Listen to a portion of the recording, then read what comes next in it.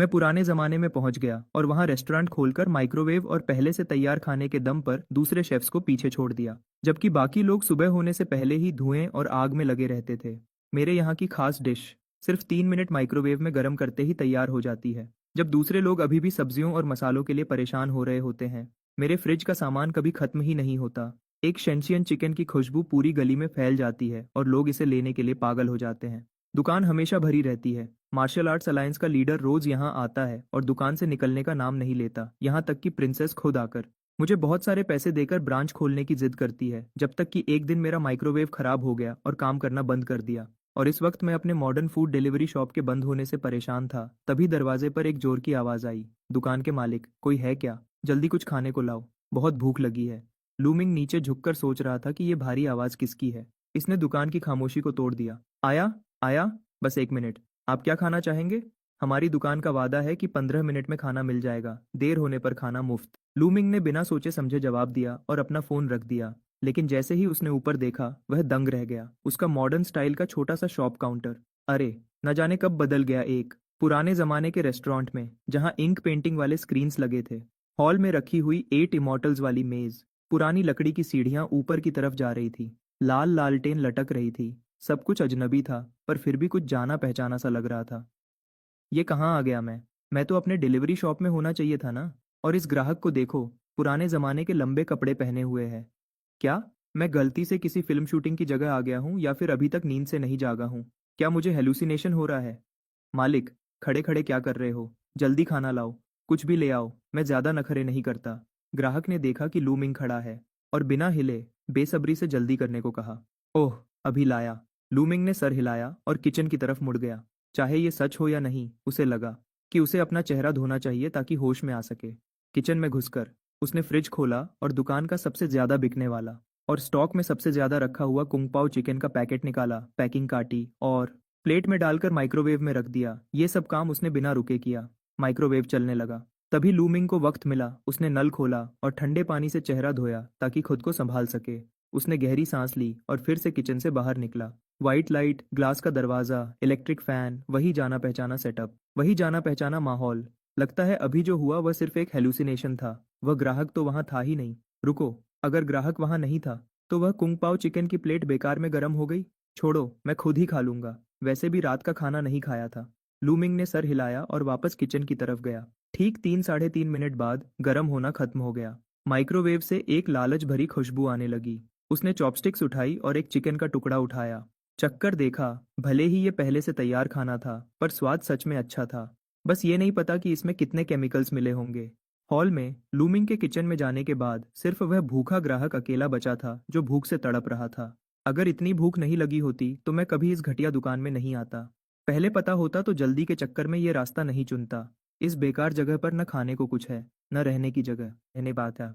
ये तो एक बड़ा धोखा है। अगर मैं दूसरे रास्ते से जाता तो अब तक किसी अच्छे होटल में आराम से बैठकर गर्म खाना खा रहा होता। वैसे पड़ोस के कस्बे वाले होटल में कुछ डिशेस तो काफी स्वादिष्ट होती हैं।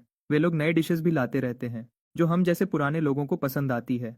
और इस जगह को देखो, न छोटा न बड़ा, 6 मेज हैं जो धूल से भरी और गंदी हैं। कोने में तो मकड़ी के जाले भी दिख रहे हैं। देखकर ही लग रहा है कि यहाँ बहुत समय से सफाई नहीं हुई है, या फिर यहाँ कोई ग्राहक आता ही नहीं है। ऐसी दुकान, और ऊपर से कह रहे हैं कि 15 मिनट में खाना देंगे। किचन में शायद सिर्फ जंगली सब्जियों का सूप ही होगा। क्या इसे खाने से कुछ हो तो नहीं जाएगा? पर अगर नहीं खाया तो भूख से मर जाऊंगा। कितनी परेशानी है। छोड़ो, जैसे तैसे पेट भर लेता हूँ। जब वापस कैपिटल पहुंचूंगा तब ताइफिंग लू जाकर अच्छे से खाना खाऊंगा। रुको, ये खुशबू कहाँ से आ रही है? कहीं मैं भूख के मारे हेलुसिनेशन तो नहीं कर रहा? ऐसी जगह पर खाने की इतनी अच्छी खुशबू कैसे हो सकती है? जैसे ही उसने आंखें खोली, वांग चांग ने देखा कि लूमिंग प्लेट लिए खड़ा है और चॉपस्टिक से एक चिकन का टुकड़ा उठाकर मुंह में डालने ही वाला था। दोनों की नजरें मिली। माहौल एकदम से अजीब हो गया। मालिक, ये आप क्या कर रहे हैं? इस जमाने में भी कोई ऐसा मालिक होता है जो ग्राहक के सामने उसका खाना चुरा कर खाए? ये तो हद है। नहीं नहीं, कोई बात नहीं ग्राहक साहब, मैं तो बस चेक कर रहा था कि खाना पक गया है या नहीं। लूमिंग ने जल्दी से चॉपस्टिक्स नीचे रखी। अभी तक मुझे लगा कि ये सब हेलुसिनेशन है। सोचा कि नहीं खाया तो बर्बाद हो जाएगा, वरना ये प्री कुक्ड खाना तो कोई मुफ्त में भी ना ले। किसे पता था कि किचन से बाहर आते ही मैं फिर से इस अजीब जगह पर आ जाऊंगा। छोड़ो छोड़ो, इस डिश का नाम क्या है? वांग चंग का ध्यान पहले ही लूमिंग के हाथ में रखी डिश पर चला गया था। वह खुशबू सच में बहुत लालच भरी थी। प्लेट में रखा खाना लाल और चमकदार था। सब कुछ साफ साफ दिख रहा था। चिकन के टुकड़ों पर गाढ़ी ग्रेवी लगी थी, साथ में हरे खीर और भुने हुए मूंगफली के दाने। सिर्फ देखकर ही मुंह में पानी आ रहा था। कुंग पाओ चिकन। ग्राहक साहब, क्या आपने कभी नहीं खाया? लूमिंग ने थोड़ा हैरान होकर वह डिश वंग चंग के सामने रखी। कुंग पाओ चिकन तो एक बहुत आम घर में बनने वाली डिश है। हर घर में शायद बनती होगी। अच्छी तो होती है, पर इतनी भी नहीं कि कोई इसे देखकर पागल हो जाए। और ऊपर से ये तो मैंने खुद नहीं बनाई, ये तो प्री कुक्ड पैकेट है। इसमें कितने केमिकल्स होंगे ये तो भगवान ही जाने। पर सामने वाला इंसान इसे इतना स्वादिष्ट मान रहा है। क्या मैं सच में किसी दूसरे जमाने में आ गया हूँ? मैंने आज तक इतनी रंग बिरंगी और खुशबूदार डिश नहीं देखी। ये बहुत ही लाजवाब है। वांग चांग ने बिना देरी किए एक चिकन का टुकड़ा उठाया। जैसे ही मुंह में डाला, उसकी आंखें बड़ी हो गईं। ऐसा लगा जैसे कोई जिंदा मुर्गी उसकी जीभ पर उछल रही हो। मुलायम चिकन मुंह में घुल गया। मुंह में चिकन का असली स्वाद भर गया। ये तो बहुत ही बढ़िया था। चिकन के अलावा वह हरा खीर बहुत ही क्रंची था, जिसने डिश को स्वादिष्ट और हल्का बना दिया।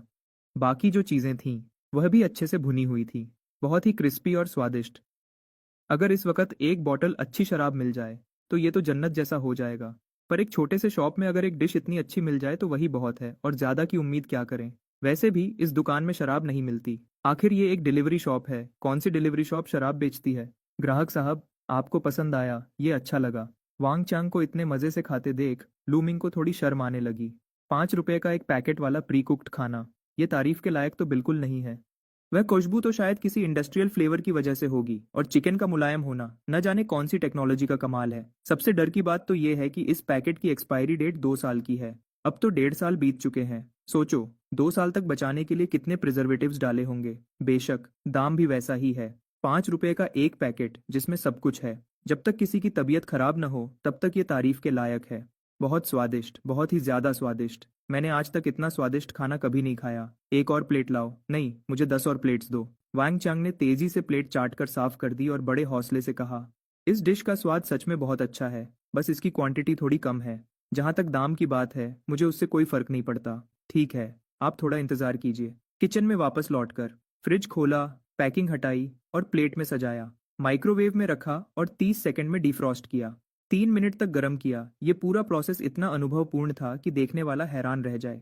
10 माइक्रोवेव एक साथ चलने लगे, और इस बीच के समय में लूमिंग को आखिरकार सोचने का वक्त मिला कि आने और जाने के बाद जो अजीब सा अंतर था वो क्या था। समस्या शायद इस बात में थी कि मैं कौन सा दरवाजा इस्तेमाल कर रहा हूँ। क्योंकि किचन का एरिया बड़ा है, पिछले हिस्से में 2 दरवाजे हैं। एक सीधा दुकान के फ्रंट हॉल में खुलता है, जहां से बाहर निकलने पर आम डिलीवरी शॉप दिखती है, और दूसरा वो एक मोड़ लेकर सीढ़ियों के नीचे से निकलता है, जिसे मैंने खुद ऊपर आराम करने के लिए बनाया था। कौन सोच सकता था कि अब ऐसी अनोखी घटना होगी। इस दरवाजे से बाहर निकलकर मैं सच में प्राचीन काल में पहुंच गया। लूमिंग ने फिर से सर बाहर निकालकर कुछ बार कोशिश की, और सच में जो दरवाजा सीधा फ्रंट हॉल में जाता है, वहां बाहर अब भी वही मॉडर्न दुकान है। और जो दरवाजा सीढ़ियों के नीचे से निकलता है, वहां से वापस उस अनजान प्राचीन समय में पहुंच जाता हूँ। मैं सच में ट्रैवल कर सकता हूँ।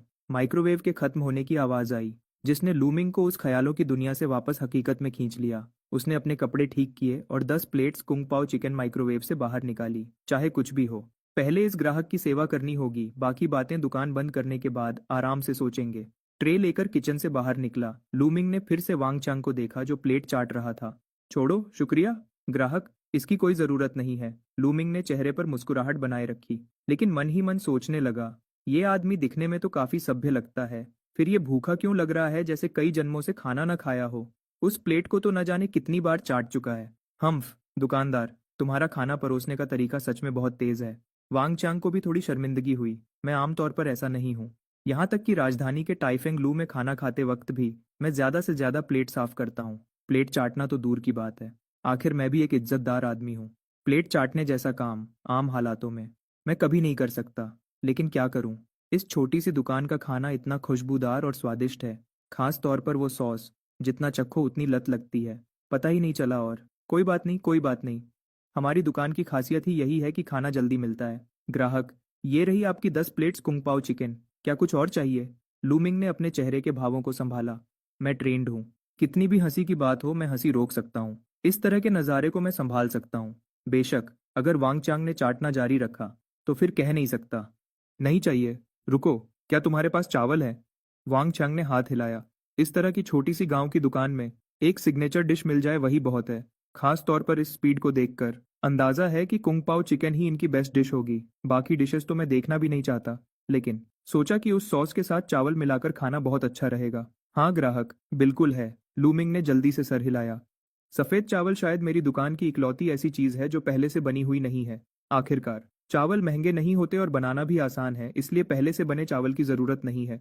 और ये चावल तो मैंने एक बड़े शेफ से सीखे हैं। गर्म पानी में लकड़ी के बर्तन में चावल भिगोना, 2 बूंद तिल का तेल डालना और ऊपर से 1-2 टुकड़े खास तौर पर बनी हुई सॉसेज रखना। वो पैकिंग वाली सॉसेज नहीं, बल्कि घर पर बनी हुई। सबसे अच्छा सुअर का मांस चुनकर उसे काट कर और केसिंग में भरकर सूरज की रोशनी में पूरे 81 दिन तक सुखाई गई टॉप क्लास सॉसेज। इस सॉसेज के साथ बनाए गए चावल में हल्की सी मिठास और मांस की खुशबू होती है। क्या बताऊं कितने स्वादिष्ट होते हैं। बेशक चावल भी खस चुने गए हैं, वही आम लेकिन खस वुचंग चावल। पकने के बाद चावल चमकदार, भरे हुए, खुशबूदार, नरम और स्वादिष्ट होते हैं।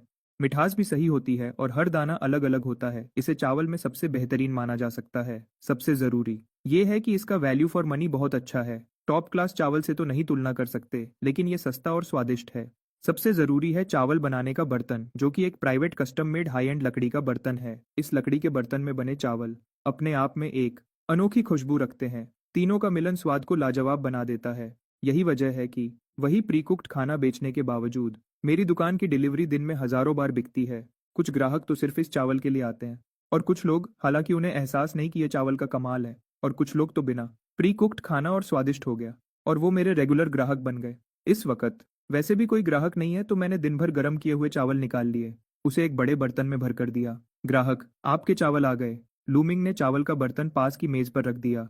वांग चांग की मेज पर पहले ही 10 प्लेट्स कुंग पाओ चिकन रखी थी। मेज छोटी थी, जगह नहीं बची थी। मजे से खाना खा रहे वांग चांग ने एक नजर डाली। उस एक नजर ने उसे लगभग दम घुटने पर मजबूर कर दिया। चावल, सफेद चावल, पूरा एक बड़ा बर्तन भर के सफेद चावल। एक बड़ा बर्तन सफेद चावल सामने देखकर मेरा गला रुक गया। मुंह में खाना अटकते अटकते बचा। ग्राहक, क्या हुआ? क्या चावल ज्यादा हैं? कोई बात नहीं, आप चम्मच से कटोरी में निकालकर खा सकते हैं। जितना मन करे उतना खाइए। लूमिंग ने सोचा कि शायद उसे चावल ज्यादा लग रहे हैं। सोचा जाए तो 10 प्लेट्स कुंग पाओ चिकन, भले ही हर प्लेट की क्वांटिटी कम हो, मिलाकर तो काफी हो जाती है। और ऊपर से इतना बड़ा बर्तन चावल, सच में पेट भर जाएगा। छोड़ो बचे हुए चावल, कल एग फ्राइड राइस बनाने के काम आएंगे। एग फ्राइड राइस तो रात के बचे हुए चावल से ही ज्यादा स्वादिष्ट बनते हैं। नहीं नहीं, मैं ये कहना चाहता था कि तुम्हारे यहाँ तो सफेद चावल इस्तेमाल होते हैं। क्यों नहीं? सफेद चावल नहीं तो क्या इस्तेमाल करूं? लूमिंग ने सर खुजाते हुए थोड़ा हैरानी से पूछा। क्या तुम्हारा ये कस्बा इतना अमीर है? अगर तुम रेस्टोरेंट चला रहे हो तो मुख्य ग्राहक तो आसपास के आम लोग ही होंगे। इस दौर में सफेद चावल आम लोगों के लिए खाना आसान नहीं है। ज्यादातर लोग तो मोटे चावल ही खाते हैं। भूसा और सब्जी खाना कहना शायद थोड़ा बढ़ चढ़कर होगा, लेकिन हर वक्त सफेद चावल खाना तो बिल्कुल नामुमकिन है। जो रोज सफेद चावल खा सके वो तो बड़े घराने के लोग होते हैं। यहाँ तक कि एक आम 7वें दर्जे का अधिकारी भी, अगर वो भ्रष्ट नहीं है, तो उसे भी मोटे अनाज के साथ मिलाकर खाना पड़ता है। हर वक्त सफेद चावल कहाँ मिलते हैं? इतना बड़ा बर्तन सफेद चावल सस्ता तो नहीं होगा। एक पल के लिए मुझे अपनी जेब की चिंता होने लगी। ये स्थिति अचानक नहीं आई, बल्कि कुछ लोगों की मेहनत का नतीजा है। वैसे इस खाने के कितने पैसे हुए? लूमिंग की सहज बात से एक बार फिर हैरान हो गया। वांग चांग थोड़ा बेचैन हो गया। मैं हिसाब लगाता हूँ, कुंग पाओ chicken her plate 10 when, 10 plates 100 when, ये बर्तन चावल 5 वेन का समझ लो, कुल 105 वेन। लूमिंग ने मन में दुकान की कीमत का हिसाब लगाया। डिलीवरी से तो सस्ता ही है। आमतौर पर डिलीवरी 12 वेन की होती है, यहाँ खाने पर 10 वेन। बीच का खर्चा बच गया तो कम कीमत पर भी ज्यादा मुनाफा हुआ। 105 वेन, इतना सस्ता? वांग चांग थोड़ा चकित था। सिर्फ कुंग पाओ चिकन के स्वाद को देखा जाए, अगर इसे राजधानी के ताइफिंग लू जैसी जगह पर रखा जाए, तो सिर्फ ये एक डिश 100 वेन में बिक सकती है। मुझे लगा था कि इस खाने के लिए कम से कम 1 या 2 तोला चांदी तो खर्च हो ही जाएगी, पर सोचा नहीं था कि 10-12 नॉन वेज डिशेज और एक बड़ा बर्तन चावल सिर्फ 100-125 वेन में मिल जाएगा। ये तो बहुत सस्ता है। आप ऐसा समझ सकते हैं। लूमिंग कहना चाहता था कि उसने 105 वेन लिए हैं, लेकिन ये सोचकर कि ये पुराना जमाना है, उसने बात छोड़ दी। मैं अब बस जल्दी से इसे यहाँ से भेज देना चाहता हूँ, ताकि आराम से रिसर्च कर सकूँ कि आखिर ये सब क्या हो रहा है। हाँ हाँ हाँ, 105 वेन है ना? ये लीजिए 1 तोला चांदी। मेरे लिए रहने की जगह का इंतजाम और कर दो, बाकी पैसे तुम्हारे लिए इनाम है। वांग चांग खुशी खुशी 1 तोला चांदी निकालकर मेज पर रखते हुए बोला, माफी चाहता हूँ, मेरी दुकान सिर्फ खाना देती है, रहने की सुविधा नहीं है। लूमिंग का दिल जोर से धड़का। ये क्या मजाक है? मेरी ये जगह बहुत अजीब है। मैं किसी को रात भर यहाँ कैसे रुकने दे सकता हूँ? अगर राज खुल गया तो खतरा हो जाएगा। कोई बात नहीं, बस कोई भी जगह ढूंढ दो जहां मैं एक रात रुक सकूं। मैं एक्स्ट्रा पैसे दे सकता हूँ। वांग चांग मजे से कुंग पाओ चिकन खा रहा था। उसे बिल्कुल एहसास नहीं था कि क्या गलत है। एक्स्ट्रा पैसे देने से भी नहीं होगा। आप जल्दी खाना खत्म कीजिए, दुकान अभी बंद होने वाली है। लूमिंग ने गंभीर होकर कहा।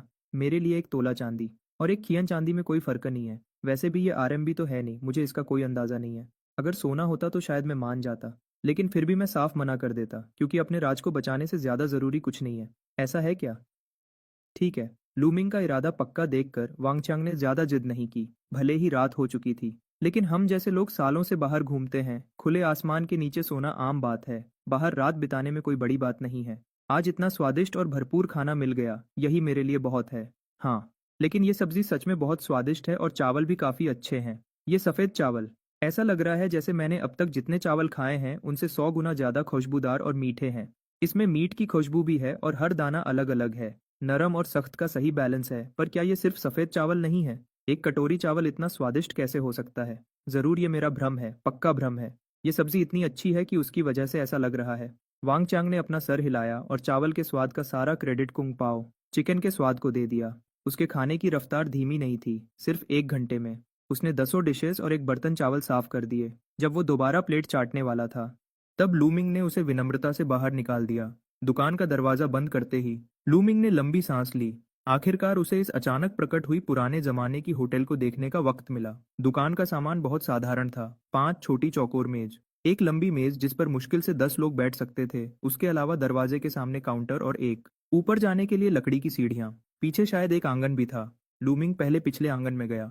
एक चक्कर लगाया। आंगन छोटा नहीं था। वहां घुड़शाला, चक्की और कुछ कमरे थे। बनावट ऐसा लग रहा था जैसे किसी सराय की तरह बनाया गया हो। सबसे जरूरी बात यह थी कि पिछले आंगन में एक दरवाजा था जो रसोई में खुलता था। वहां से अंदर जाने पर एक स्टैंडर्ड पुराने जमाने की रसोई दिखती है, जहां हर जगह मकड़ी के जाले हैं और धूल की मोटी परत जमी है। शायद सालों से कोई वहां नहीं गया। चूल्हा खाली पड़ा था। चूहों का भी नामो निशान नहीं था। ऐसा लगता है शायद स्पेस टाइम के उलझने की वजह से मेरे घर की रसोई का दरवाजा और इस सराय की रसोई का दरवाजा आपस में जुड़ गए हैं। रसोई देखने के बाद लूमिंग ऊपर गया और देखा। ऊपर कुछ खास नहीं था। दर्जन भर कमरे खाली पड़े थे। वहां भी मकड़ी के जाले थे। रात में वहां जाना किसी भूत बंगले जैसा लग रहा था। एक चक्कर लगाकर पीठ में ठंडक महसूस हुई। लूमिंग जल्दी से नीचे उतरकर रसोई में वापस आ गया। अपनी जानी पहचानी और रोशनी वाली रसोई देखकर मुझे अपने घर की गर्मी महसूस हुई। मॉडर्न जमाना ही अच्छा है। बर्तन को डिशवॉशर में डालकर लूमिंग अपने गर्म बिस्तर पर वापस आ गया। लेटते ही सो गया। ये नींद सीधे अगले दिन दोपहर तक चली। उठकर वक्त देखा तो दोपहर हो चुकी थी। लूमिंग का आज दुकान खोलने का कोई इरादा नहीं था। मेरे पास और भी जरूरी काम है। एंटिक स्ट्रीट जाना है। लूमिंग ने अपने हाथ में 15 सिक्के और चांदी का एक छोटा टुकड़ा तोला। भले ही वांगचांग ने एक तोला चांदी देने की जिद की थी, लेकिन मैंने ज्यादा नहीं लिए। जो पैसे नहीं लेने चाहिए वो नहीं लिए। जब दाम तय कर लिए हैं तो उसी हिसाब से लेने चाहिए। अगर ज्यादा कमाना है तो अगली बार दाम बढ़ा दूंगा। मैं कोई ऐसा वैसा लालची व्यापारी नहीं हूँ। मेरी दुकान में हमेशा दाम लिखे होते हैं। ग्राहकों को लूटने का काम मैं नहीं करता। गली में घूमते हुए उसने एक पसंदीदा एंटीक शॉप चुनी और अंदर चला गया। पुराने जमाने के पैसे आखिर पुराने जमाने के ही होते हैं। अगर इन्हें मॉडर्न करेंसी में बदलना है तो देखना पड़ेगा कि मार्केट क्या कहती है। अरे ग्राहक, क्या देखना चाहेंगे? एंटीक शॉप का मालिक एक मुस्कुराता हुआ बुजुर्ग इंसान था। देखने में काफी भला लग रहा था। कुछ खरीदना नहीं है, मेरे पास कुछ चीजें हैं, चाहता हूं कि आप एक बार देख लें। लूमिंग ने घुमा फिराकर बात नहीं की। सीधे सिक्के और चांदी का टुकड़ा आगे बढ़ा दिया। छोटे भाई, क्या पूछ सकता हूँ कि ये चीजें कहाँ से आई हैं? पूर्वजों की हैं या मालिक ने सिर्फ एक नजर डाली और हिचकिचाते हुए पूछा। खरीदी हैं, लूमिंग ने एक बहाना बना दिया। एंटीक समझकर खरीदी हैं? नहीं। हाँ, समझ लो, लूमिंग ने सर हिलाया। मैं सच में इसे एंटीक समझकर ही बेचना चाहता था। आखिर ये पुराने जमाने की चीज है। ओह, तो फिर मुझे साफ कहने दीजिए छोटे भाई, शायद आपने नकली माल खरीद लिया है। मालिक ने सर हिलाया और अफसोस जताया। नकली माल? ऐसा नहीं हो सकता। लूमिंग थोड़ा कंफ्यूज हो गया। क्या कल रात मैं सच में किसी फिल्म शूटिंग सेट पर चला गया था? लेकिन आज घर से निकलने से पहले मैंने देखा वो दुकान अभी भी वही थी और कल रात कोई सपना नहीं था। इसे अगर आप एंटीक समझकर खरीद रहे हैं तो ये पक्का नकली है। ये टोंगबाओ लिखा है वो तो छोड़ो, हम 5000 साल का इतिहास गिन लें, कोई चियन नाम का वंश नहीं रहा। और एंटीक में पटीना और ऑक्सीडेशन देखा जाता है। ये सिक्का इतना नया है, ये 20 साल से ज्यादा पुराना नहीं हो सकता। बस ये कह सकते हैं कि नकली बनाने वाले ने मेहनत नहीं की, कॉस्ट भी नहीं लगाई। और सुनिए छोटे भाई, आप बहुत भले इंसान लगते हैं। मुझे समझ नहीं आ रहा क्या कहूँ। पैसे तो ज्यादा नहीं दिए ना? मालिक अब लूमिंग को ऐसे देख रहा था जैसे वो कोई बेवकूफ हो। इतनी नकली चीज कोई कैसे खरीद सकता है? ज्यादा नहीं, बस 115 रुपये दिए। लूमिंग थोड़ा कंफ्यूज था। इस बारे में मैंने सच में नहीं सोचा था, लेकिन ध्यान से सोचूं तो बात सही है। एंटीक को वक्त के साथ पुराना होना पड़ता है। मेरी चीज तो सीधे उस जमाने से आई है, कितने साल पुरानी होगी, इसे और पुराना होना पड़ेगा। बस मेरा वो बाय लो सेल हाई वाला प्लान लगता है फ्लॉप हो गया। ओह, तो ये ज्यादा महंगा नहीं है, लेकिन फिर भी नुकसान है, बस उतना ज्यादा नहीं। मालिक अब भी मुस्कुरा रहा था। ये कैसे? लू मिंग को समझ नहीं आया। ये चीज पुरानी नहीं है, लेकिन तांबा असली है और चांदी भी असली है। अभी तांबे का भाव लगभग 85 रुपये प्रति किलो है और चांदी का भाव 10,000 के ऊपर है। आपके ये सिक्के और चांदी की प्यूरिटी कम है, फिर भी 50-60 रुपए मिल जाएंगे। मतलब आधा नुकसान है। आप किसी गोल्ड सिल्वर शॉप पर जाएंगे तो बिक जाएगा, लेकिन अगर एंटीक समझकर बेचोगे तो पैसे पानी में जाएंगे। मालिक ने भलाई के लिए सलाह दी। ठीक है, ठीक है। शुक्रिया मालिक, बताने के लिए। लूमिंग ने शुक्रिया अदा किया। 50-60 में बिक जाएगा, नुकसान ज्यादा नहीं है। मेरे उन प्री कुक्ड मील्स की कॉस्ट भी इतनी ही है, लेकिन मसला ये है कि मुनाफा भी नहीं हुआ एंटीक शॉप से निकलकर। लूमिंग ने और भी शॉप्स पर पूछा, सबका जवाब वही था। इससे वो थोड़ा निराश हो गया। सोचा था इससे कुछ ज्यादा कमा लूंगा, अब लगता है ये ख्याल छोड़ना पड़ेगा। पैसे कमाने हैं तो खाने के दाम बढ़ाने होंगे, पर उससे भी ज्यादा मुनाफा नहीं होगा।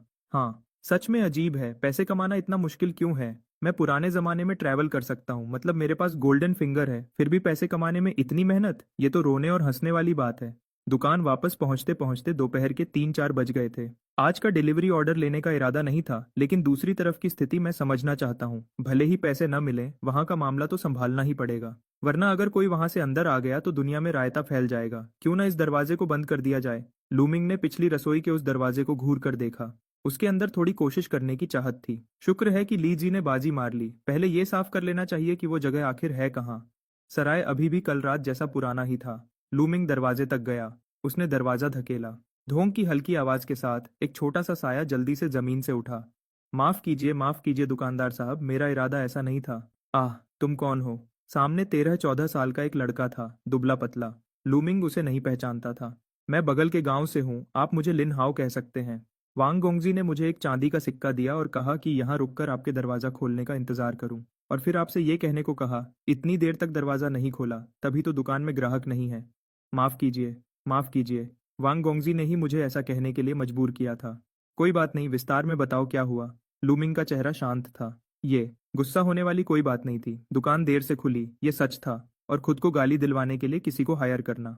साफ था कि वो इस दुकान से हद से ज्यादा संतुष्ट था।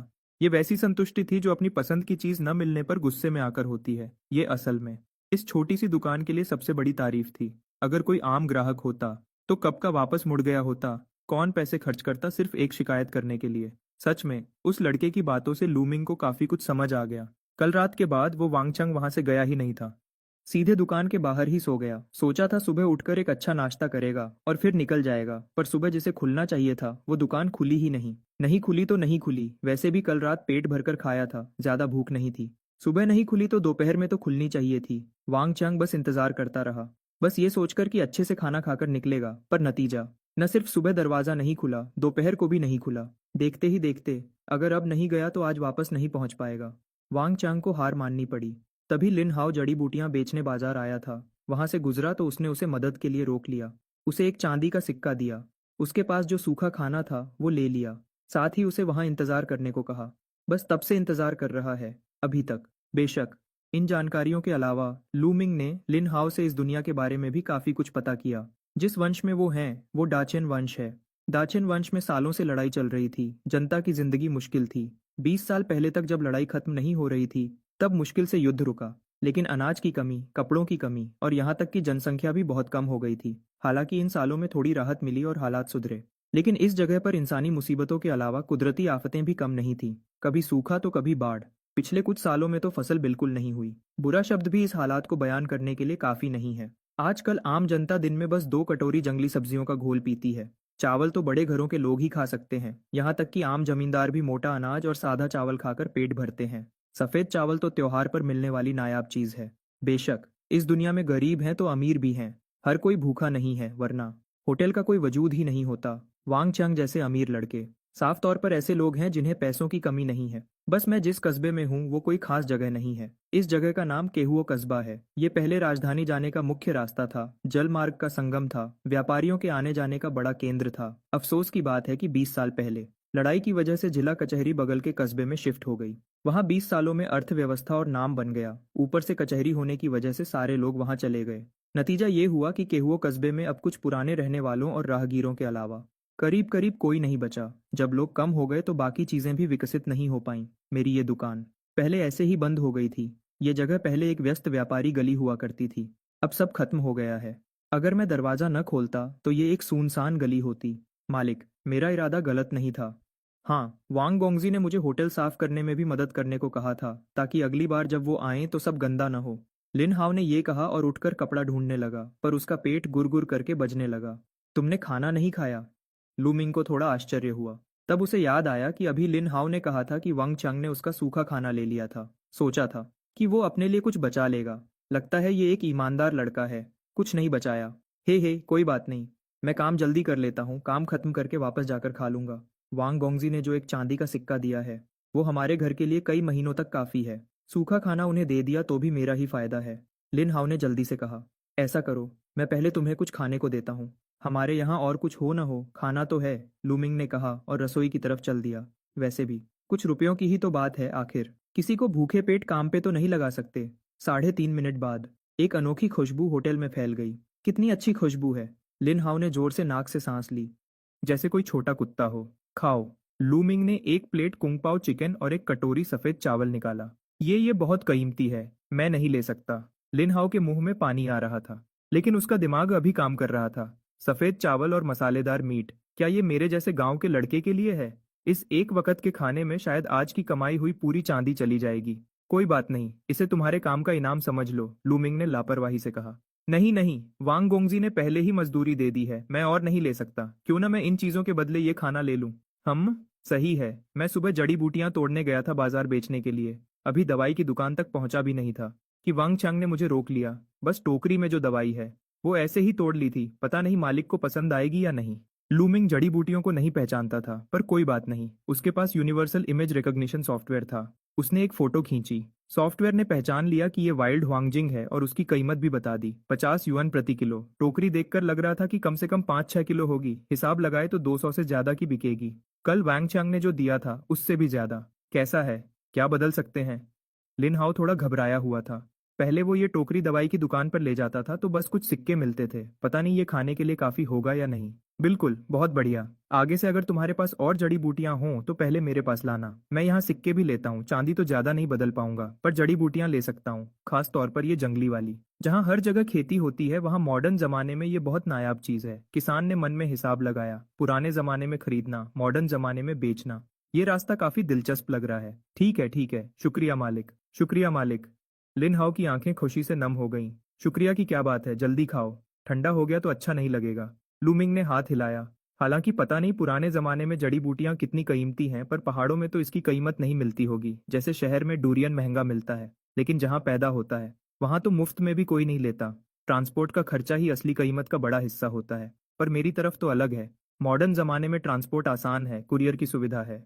सबसे ज्यादा कमी जंगली चीजों की ही है। अगर सही रास्ता मिल जाए तो इंटरनेट पर जंगली जड़ी बूटियां और भी अच्छी कीमत में बिक सकती हैं।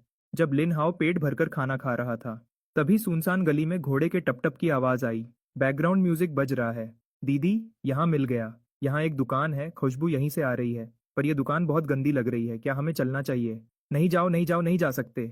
मेरी गलती है, सब मेरी गलती है, मैं साफ नहीं कर पाया। जब नौकरानी को जाते हुए सुना, लूमिंग ने ज्यादा रिएक्ट नहीं किया। वैसे भी ज्यादा कमाई नहीं होनी थी। उसके कुंगपाओ चिकन की खुशबू सीधे दरवाजे तक पहुंच गई। यहाँ तक कि दरवाजे पर खड़ी नौकरानी भी नाक से सांस लेने से खुद को नहीं रोक पाई। दीदी, खुशबू तो बहुत अच्छी है, पर यह साफ नहीं है, हमें चलना चाहिए। मैं ट्रेंड हूँ, हमेशा दीदी का ख्याल रखती हूँ। मेरी दीदी कितनी कीमती हैं, वो इस गंदी दुकान का खाना कैसे खा सकती हैं? इस वेटर को देखकर ही पता चल रहा है, दुकान बिल्कुल साफ नहीं होगी।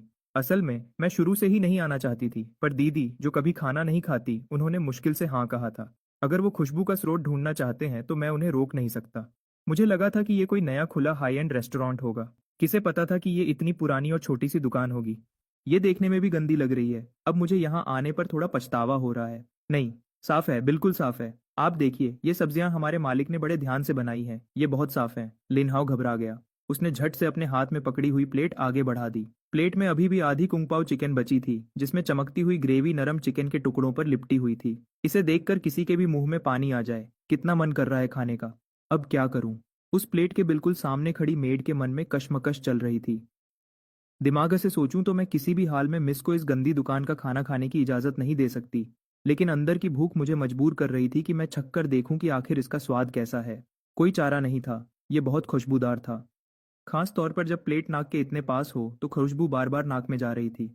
मिस, क्या मैं चिंग्या ने थूक निकली? वो बस कहने ही वाली थी कि क्या वो खुद पहले चक्कर देख ले कि तभी अंदर से दुकानदार की आवाज आई। लिन हाओ, अगर ग्राहक नहीं खाना चाहते तो वापस आ जाओ। मेरे यहाँ का खाना सच में ज्यादा साफ नहीं है। ये लोग बड़े घर के हैं, बहुत नाजुक हैं। अगर इनकी तबीयत खराब हो गई तो मैं हर्जाना नहीं भर पाऊंगा। लूमिंग जब ये कह रहा था तो वो बिल्कुल सच कह रहा था। ये तो प्री मेड खाना है, किसे पता ये कैसे बना है। अगर इसमें कोई गंदी चीज हुई तो कौन जिम्मेदार होगा? बाकी लोग तो ठीक हैं। जैसे आजकल के लोग रोज बाहर का खाना और प्री मेड खाना खाते हैं, वो तो आदी हो चुके हैं। उनके लिए मुझे चिंता करने की जरूरत नहीं है। वैंग चंग देखने से ही मार्शल आर्टिस्ट लगता है, वरना वो एक बार में इतना सारा खाना नहीं खा सकता था, इसलिए उसकी भी चिंता नहीं है। और लिन हाओ, वो तो मोटा अनाज और जंगली सब्जियां खाकर बड़ा हुआ है, उसकी तो और भी चिंता नहीं है। जो खाना उसे बीमार नहीं करेगा वो उसे और मजबूत बनाएगा। लेकिन इस कैरेज में बैठी ये मेड, इसके नौकर और कैरेज के तौर तरीके से पता चलता है कि ये किसी बड़े घर की बड़ी बेटी है। ऐसी लड़की जो हमेशा नेचुरल, ग्रीन और सेफ खाना खाने की आदी हो। अगर वो मेरे यहाँ का इंडस्ट्रियल टेक्नोलॉजी वाला प्रीमेड खाना खाएगी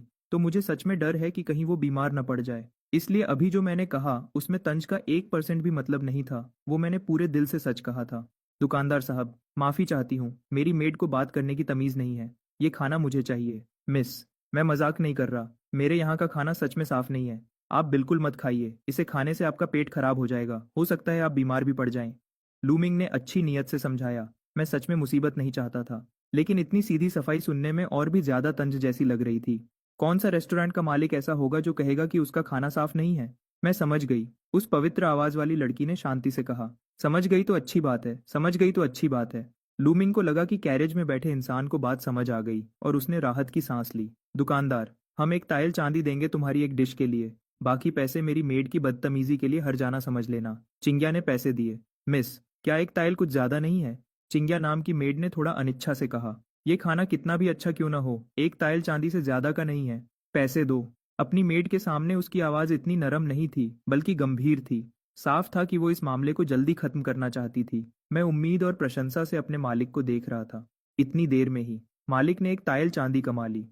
अगर मैं डॉक पर जाकर बोझ उठाता तो कम से कम 1 या 2 महीने लग जाते, लेकिन मालिक ने बस एक वक्त के खाने में ही कमा लिए। वो तो मेरे लिए भगवान जैसे हैं। नहीं नहीं, मेरा वो मतलब नहीं था। मेरे यहाँ का खाना सच में असुरक्षित है, मैं इसे बेच नहीं सकता। अगर आपका पेट खराब हो गया तो कौन जिम्मेदार होगा? लूमिंग को अचानक मिले पैसे से कोई खुशी नहीं हुई, उसे मुसीबत का डर था। और मुझे सच में अपने प्रीमेड खाने पर भरोसा नहीं है। 5 रुपए का एक पैकेट, क्वालिटी की तो कोई गारंटी ही नहीं है। कोई बात नहीं, अगर तबीयत खराब हुई तो वो मेरी गलती होगी, दुकानदार को जिम्मेदार नहीं ठहराया जाएगा। कैरेज के अंदर से आवाज सुनाई दी, जैसे उसे कोई परवाह न हो। मैं अभी भी थोड़ा और समझाने की कोशिश करना चाहता था। 10 तायल। कैरेज में बैठे इंसान का सब्र अब खत्म हो गया था। खत्म। बस एक सू की आवाज आई और एक चांदी का सिक्का कैरेज से बाहर उड़ा, बिना किसी चूक के, सीधा लूमिंग के हाथ में आ गिरा। उसने वजन तोला, न कम न ज्यादा, पूरे 10 तायल। तो फिर मैं पहले ही बता देता हूँ, अगर तबीयत खराब हुई तो वापस आकर मुझे परेशान मत करना।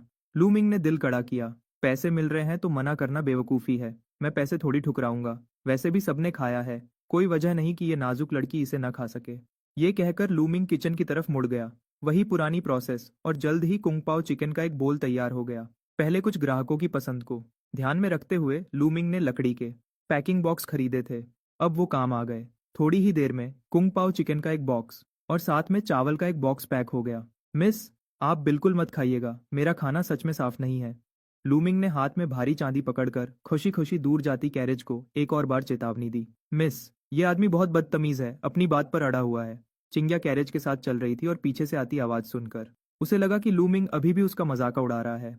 वो गुस्से में पैर पटकने लगी। बार बार ये कहना कि उसका खाना साफ नहीं है, क्या ये उसकी बात का मजाक उड़ाना नहीं है? उन्होंने इतने पैसे भी दे दिए, फिर भी ये दुकानदार मजाक उड़ा रहा है। कितना घटिया इंसान है। रहने दो, अगली बार से हम उसकी दुकान पर नहीं जाएंगे। मिस की आवाज अभी भी साफ और शांत थी, जैसे कोई हलचल न हो। तो मिस, इस खाने का क्या करें? क्या मैं पहले चक्कर देख लूं कि कोई दिक्कत तो नहीं? चिंग्या इसे फेंकना चाहती थी, लेकिन दिल नहीं मान रहा था। कोई चारा नहीं था। खुशबू बहुत ज्यादा थी और खाना देखने में भी बहुत स्वादिष्ट लग रहा था। हम मिस की आवाज हवा के झोंके जैसी हल्की थी। बहुत अच्छा। मिस की इजाजत मिलते ही चिंग्या ने और इंतजार नहीं किया और झट से बॉक्स खोल दिया। फा की हल्की आवाज के साथ ढक्कन खुला और गर्मा गर्म खुशबू एक छोटे तूफान की तरह बाहर आई, सीधा नाक में घुस गई। बॉक्स के बीच में कुंग पाओ चिकन शांति से रखा था, जैसे कोई कलाकृति हो। छोटे टुकड़ों में कटा हुआ चिकन नरम और सुनहरा था, हर टुकड़ा चमक रहा था और अपनी स्वादिष्ट होने की कहानी सुना रहा था। गाढ़ी हुई ग्रेवी एक सुंदर लिबास की तरह चिकन पर लिपटी हुई थी, हर टुकड़ा रसीला था, जिसे देखकर नजर हटाना मुश्किल था। चिंग्या ने ध्यान से चिकन का एक टुकड़ा उठाया और मुंह में डाला। पल भर में ही स्वादिष्ट स्वाद जीभ पर फैल गया। चिकन नरम और रसीला था। स्वाद इतना बढ़िया था कि बार बार खाने का मन करे। दूसरे बॉक्स में सफेद चावल के दाने अलग अलग दिख रहे थे, जैसे मोती हों। हर दाने में हल्की सी मीट की खुशबू थी जो भूख बढ़ा रही थी। चिंग्या ने चॉपस्टिक से थोड़े चावल उठाए और चखकर देखा। चावल नरम और मीठे थे। कुंग पाओ चिकन के साथ ये बिल्कुल परफेक्ट मैच था। चिंग्या, जो सिर्फ मिस के लिए टेस्ट करने वाली थी, एक के बाद एक निवाला लेती गई और रुक ही नहीं पाई। हम जल्द ही कैरेज एक हवेली के सामने रुक गई। दरवाजे पर सू लिखा हुआ था। ये वही मशहूर सू परिवार था। कैरेज में बैठी लड़की सू परिवार की बड़ी बेटी सू जिन्हे थी। मिस, हम घर पहुंच गए। ओ नहीं। क्या हुआ? इतनी घबराई हुई क्यों हो? बुरा हुआ, बहुत बुरा हुआ। मैंने गलती से सारा खाना खा लिया। अब क्या होगा? क्या मैं वापस जाकर एक और बॉक्स ले आऊं? चिंग्या गुस्से में पैर पटकने लगी। सिर्फ वही लोग जानते हैं जिन्होंने इसे खाया है कि ये कितना स्वादिष्ट था। लेकिन मैं तो बस खुद ही खाती रही। मैं तो मिस के लिए बचाना ही भूल गई। ये तो बहुत बड़ा पाप हो गया। जरूरत नहीं है। बस एक डिश ही तो थी। किस्मत में होगी तो मिल जाएगी, नहीं तो कोई बात नहीं। और वैसे भी तुमने ही तो कहा था कि अब वहां कभी नहीं जाओगी, सुजिन्हे ने थोड़ा हैरानी से पूछा। उसकी मेड ऐसी लालची नहीं थी। आज इसे क्या हो गया है? लेकिन मिस, ये सच में बहुत ज्यादा स्वादिष्ट था। कितना भी स्वादिष्ट हो, आखिर एक डिश ही तो थी। चलो घर के अंदर चलो। मैं अमीर घर में पली बढ़ी हूँ, क्या कुछ नहीं खाया होगा, इसलिए मुझे इसमें कोई खास दिलचस्पी नहीं थी। बस थोड़ी देर के लिए मन हुआ था। लेकिन दुकानदार ने बार बार तंज कसे। मैं भी कोई पत्थर की मूर्ति नहीं हूँ। दिल में थोड़ा गुस्सा तो था ही। वैसे भी मेरा खाने का इरादा नहीं था। अब जब खाना खत्म हो गया है तो और भी कोई परवाह नहीं है। लेकिन मिस, वो खाना सच में बहुत स्वादिष्ट था। चिंग्या अभी भी समझाने की कोशिश कर रही थी। सब्जी मैंने खाई थी। सिर्फ मुझे ही पता है कि उसका स्वाद कितना लाजवाब था। उसने मुझे और खाने के लिए मजबूर कर दिया। रहने दो, वापस घर चलो। रेस्टोरेंट में सू जिंगहोंग से मिलने के बाद लिन हाओ बेचैन हो गया। उसने सफाई शुरू कर दी। उसने पानी भरा। कपड़ा उठाकर हर कोने को जोर जोर से रगड़कर साफ करने लगा। हर जगह को कम से कम 4 बार साफ किया। फर्श को भी नहीं छोड़ा। ऐसा लग रहा था जैसे वह फर्श को शीशे की तरह चमकाना चाहता हो। दरवाजे पर लगे साइनबोर्ड को भी इतना चमकाया कि वह चमकने लगा। दूर से देखने पर ही वह बहुत साफ और बढ़िया लग रहा था। बेशक, इतनी मेहनत से काम करने का नतीजा सामने आ गया। रात हो चुकी थी। पहली मंजिल मुश्किल से साफ हो पाई थी, दूसरी मंजिल को तो छुआ तक नहीं गया था। बस करो, अब और मत रगड़ो। लूमिंग ने समय देखा। रात के 8 बज चुके थे। उसने जल्दी से लिनहाओ को रोका, जो अभी भी झुककर सफाई कर रहा था। नहीं मालिक, मैंने वांग गोंगजी से पैसे लिए हैं। जो वादा किया है वह पूरा करना ही होगा। लिनहाओ के हाथ नहीं रुके। एक तो मैंने पैसे लिए हैं तो काम करना ही पड़ेगा, और दूसरा, मालिक ने मेरे साथ बहुत अच्छा बर्ताव किया है। न सिर्फ मुझे सफेद चावल खिलाए, बल्कि मुझे टॉप क्लास का स्वाद भी चखने को मिला। शायद भगवान भी ऐसा ही खाना खाते होंगे। मैं एक गरीब घर का लड़का हूँ। मेहनत करने के अलावा मेरे पास देने को कुछ नहीं है, इसलिए मैं और ज्यादा मेहनत करूंगा। मैंने सोच लिया है, सिर्फ आज ही नहीं बल्कि हर कुछ समय बाद मैं यहाँ आकर मालिक की मदद करूंगा, वरना मालिक की अच्छाई का एहसान कैसे चुकाऊंगा। मैंने ये नहीं कहा कि तुम काम मत करो, लेकिन आज हमें दुकान बंद करनी होगी। तुम कल वापस आ सकते हो। बेशक, हम सुबह दुकान नहीं खोलेंगे। तुम पहले पहाड़ पर जाकर कुछ जड़ी बूटियां ला सकते हो और दोपहर में यहाँ आकर काम जारी रख सकते हो। लूमिंग अपने मन में हिसाब लगा रहा था कि आज अच्छी कमाई हुई है, अब बस आराम करना चाहता हूँ। बैकग्राउंड म्यूजिक बज रहा है। 10 ताइल चांदी। पुराने जमाने के सोने और चांदी के एक्सचेंज रेट के हिसाब से यह 1 ताइल सोने के बराबर है। सोने की कीमत चांदी से कहीं ज्यादा महंगी होती है। मैंने अभी चेक किया, अभी सोने की कीमत 9 लाख प्रति किलो से ज्यादा है। 1 ताइल सोना मतलब 40-50 हजार रुपए। एक दिन में 40 हजार से ज्यादा की कमाई, ये तो बहुत ही शानदार है। अमीर लोगों के माफी मांगने का यह तरीका सच में इतना साधारण है कि गुस्सा भी नहीं आता। मैंने भी समझ लिया है। पैसे को एंटीक की तरह नहीं बेच सकते, कोई बात नहीं। तांबा और चांदी की कीमत नहीं है तो भी कोई बात नहीं, बस सोना कीमती होना चाहिए। आगे कमाई हुई तो सब जमा करूंगा और अंत में उसे सोने में बदलकर बेच दूंगा। मेरे वहां चांदी और सोने का एक्सचेंज रेट 90 और 1 का है। भले ही यहाँ के सोने की प्योरिटी कम हो, पर अगर वह असली सोना है तो मुझे नुकसान नहीं होगा। बेशक, आज इतनी कमाई हुई है तो थोड़ा आलस तो बनता है। जल्दी दुकान बंद कर देता हूँ। वैसे भी रात को कोई ग्राहक नहीं आने वाला। मालिक, क्या आपको सच में जड़ी बूटियां पसंद है? बिल्कुल। क्या मैंने तुमसे नहीं कहा था? तुम मेरे लिए जड़ी बूटियां लाओगे तो मैं न सिर्फ पैसे दूंगा बल्कि खाना भी खिलाऊंगा। सच में? मालिक जो कह रहे हैं क्या वह सच है? खाना तो मैंने खाया है, उसे भगवान का खाना कहना भी कम होगा। और साथ में सफ़ेद चावल। क्या यह ऐसी चीज़ है जो मैं रोज़ खा सकता हूँ? जहाँ तक जड़ी बूटियों की बात है, मुझे कोई चिंता नहीं है। हमारे उस बड़े पहाड़ में और कुछ हो ना हो, जड़ी बूटियां बहुत हैं। बस पहले उनकी अच्छी कीमत नहीं मिलती थी, इसलिए मैं कभी कभी ही तोड़ कर लाता था। अब अगर खाना मिल रहा है तो मैं सोच रहा हूँ कि गांव वालों को भी साथ लेकर तोड़ने जाऊं। मैं सीधा साधा हूं पर बेवकूफ नहीं, वरना जड़ी बूटियां तोड़कर शहर में बेचने क्यों आता। गांव में मेरे उम्र के बहुत से लोग खाली बैठे हैं, कुछ और नहीं तो जड़ी बूटियां तो तोड़ ही सकते हैं। पहले जड़ी बूटियां अच्छी नहीं बिकती थीं, इसलिए मैं खुद तोड़ता और खुद बेचता था। लेकिन अगर मालिक को सच में चाहिए तो मुझे बीच बचाव करने में कोई ऐतराज नहीं है। थोड़ा कम कमाऊंगा तो चलेगा, बस खाना मिलना चाहिए। जहां तक मेरी बात है, मैं दुकान पर ही रुककर मालिक के लिए काम करना चाहता हूँ और थोड़े पैसे और कमा लूंगा। वह सफेद चावल और लाजवाब खाना। कहाँ और काम करके इतना अच्छा खाना मिल सकता है। बिल्कुल सच है। तुम बस लाओ, मैं सब खरीद लूंगा। लूमिंग को अपने बचपन के दोस्त की याद आई। मेरा एक दोस्त है जिसके घर में टीसीएम क्लिनिक है। इन सालों में मैं अक्सर अपने दोस्त को शिकायत करते हुए सुनता हूँ कि आजकल की जड़ी बूटियां नकली होती जा रही हैं। आर्टिफिशियल तरीके से उगाई गई जड़ी बूटियों में असर ही नहीं होता, बहुत से पुराने नुस्खे काम ही नहीं करते। तुम बताओ, अगर दवा सही ना हो तो क्या बीमारी ठीक हो सकती है। मेरा दोस्त अब मरीजों को खुद दवा लेने बाहर नहीं भेजता, वह खुद ही दवा तैयार करके देता है, वरना असर की कोई गारंटी नहीं होती। लेकिन आजकल अच्छी जड़ी बूटियां मिलना बहुत मुश्किल हो गया है, उन्हें खुद ही जगह जगह जाकर ढूंढना पड़ता है।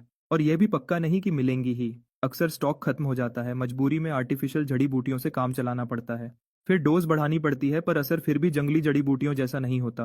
अगर मुझे ऐसा स्थायी खरीदने का जरिया मिल जाए तो मुझे चीजें बेचने की चिंता नहीं होगी। ठीक है मालिक, तो मैं अब चलता हूँ, कल वापस आऊंगा। लिन हाओ इतना उत्साह में था कि चलते वक्त लड़खड़ा रहा था, जैसे नशे में हो। दिन इतना बीत गया है, क्या रात का खाना खाकर नहीं जाओगे। लूमिंग को थोड़ी चिंता हुई। नहीं नहीं मालिक, अब और खर्चा नहीं करवा सकता। मालिक, मैं चलता हूँ, कल मिलेंगे। लिन हाओ खुशी खुशी मुड़कर भागा और पलक झपकते ही गायब हो गया। हाँ, आज रात मैं उत्साह के मारे सो नहीं पाऊंगा। उसके उत्साह से अलग कुछ लोग ऐसे भी होंगे जो परेशानी में सो नहीं पाएंगे। राजधानी ताइफेंग लू के एक शानदार कमरे में कुछ मजबूत आदमी बैठकर शराब पी रहे थे। हंसी मजाकर चल रहा था। आओ आओ वांगशाओ, राजधानी में बिछड़ने के बाद 3-4 महीने हो गए। इस बार हम भाइयों ने खास तुम्हारे स्वागत के लिए पार्टी रखी है। तुम्हें अच्छा खाना और पीना ही पड़ेगा। हाँ वांगशाओ, इस सफर में तुमने बहुत तकलीफ उठाई होगी, खाने पीने में भी समझौता किया होगा। इस बार वापस आए हो तो अच्छे से पार्टी करो। सही कहा, सही कहा। देखो ये भुना हुआ बत्तख और चूसा हुआ चूजा, ये सब तुम्हारे पसंदीदा हैं। चक्कर देखो, क्या वही स्वाद है। वांग चंग बीच में बैठकर सबके साथ शराब का आनंद ले रहा था। मेज पर रखे सभी पकवान उसके पुराने पसंदीदा थे, इस बार उसे जी भरकर आनंद लेना था। कुछ घूंट शराब पीने के बाद वांग चांग ने अपनी चॉपस्टिक्स सामने रखे भुने हुए चूजे की तरफ बढ़ाई। हल्के से खींचकर एक टांग अलग की। वही पुराना तरीका। वांग चांग संतुष्ट था। उसने टांग मुंह में डाली, पर एक बाइट लेते ही उसे लगा कि स्वाद कुछ अलग है।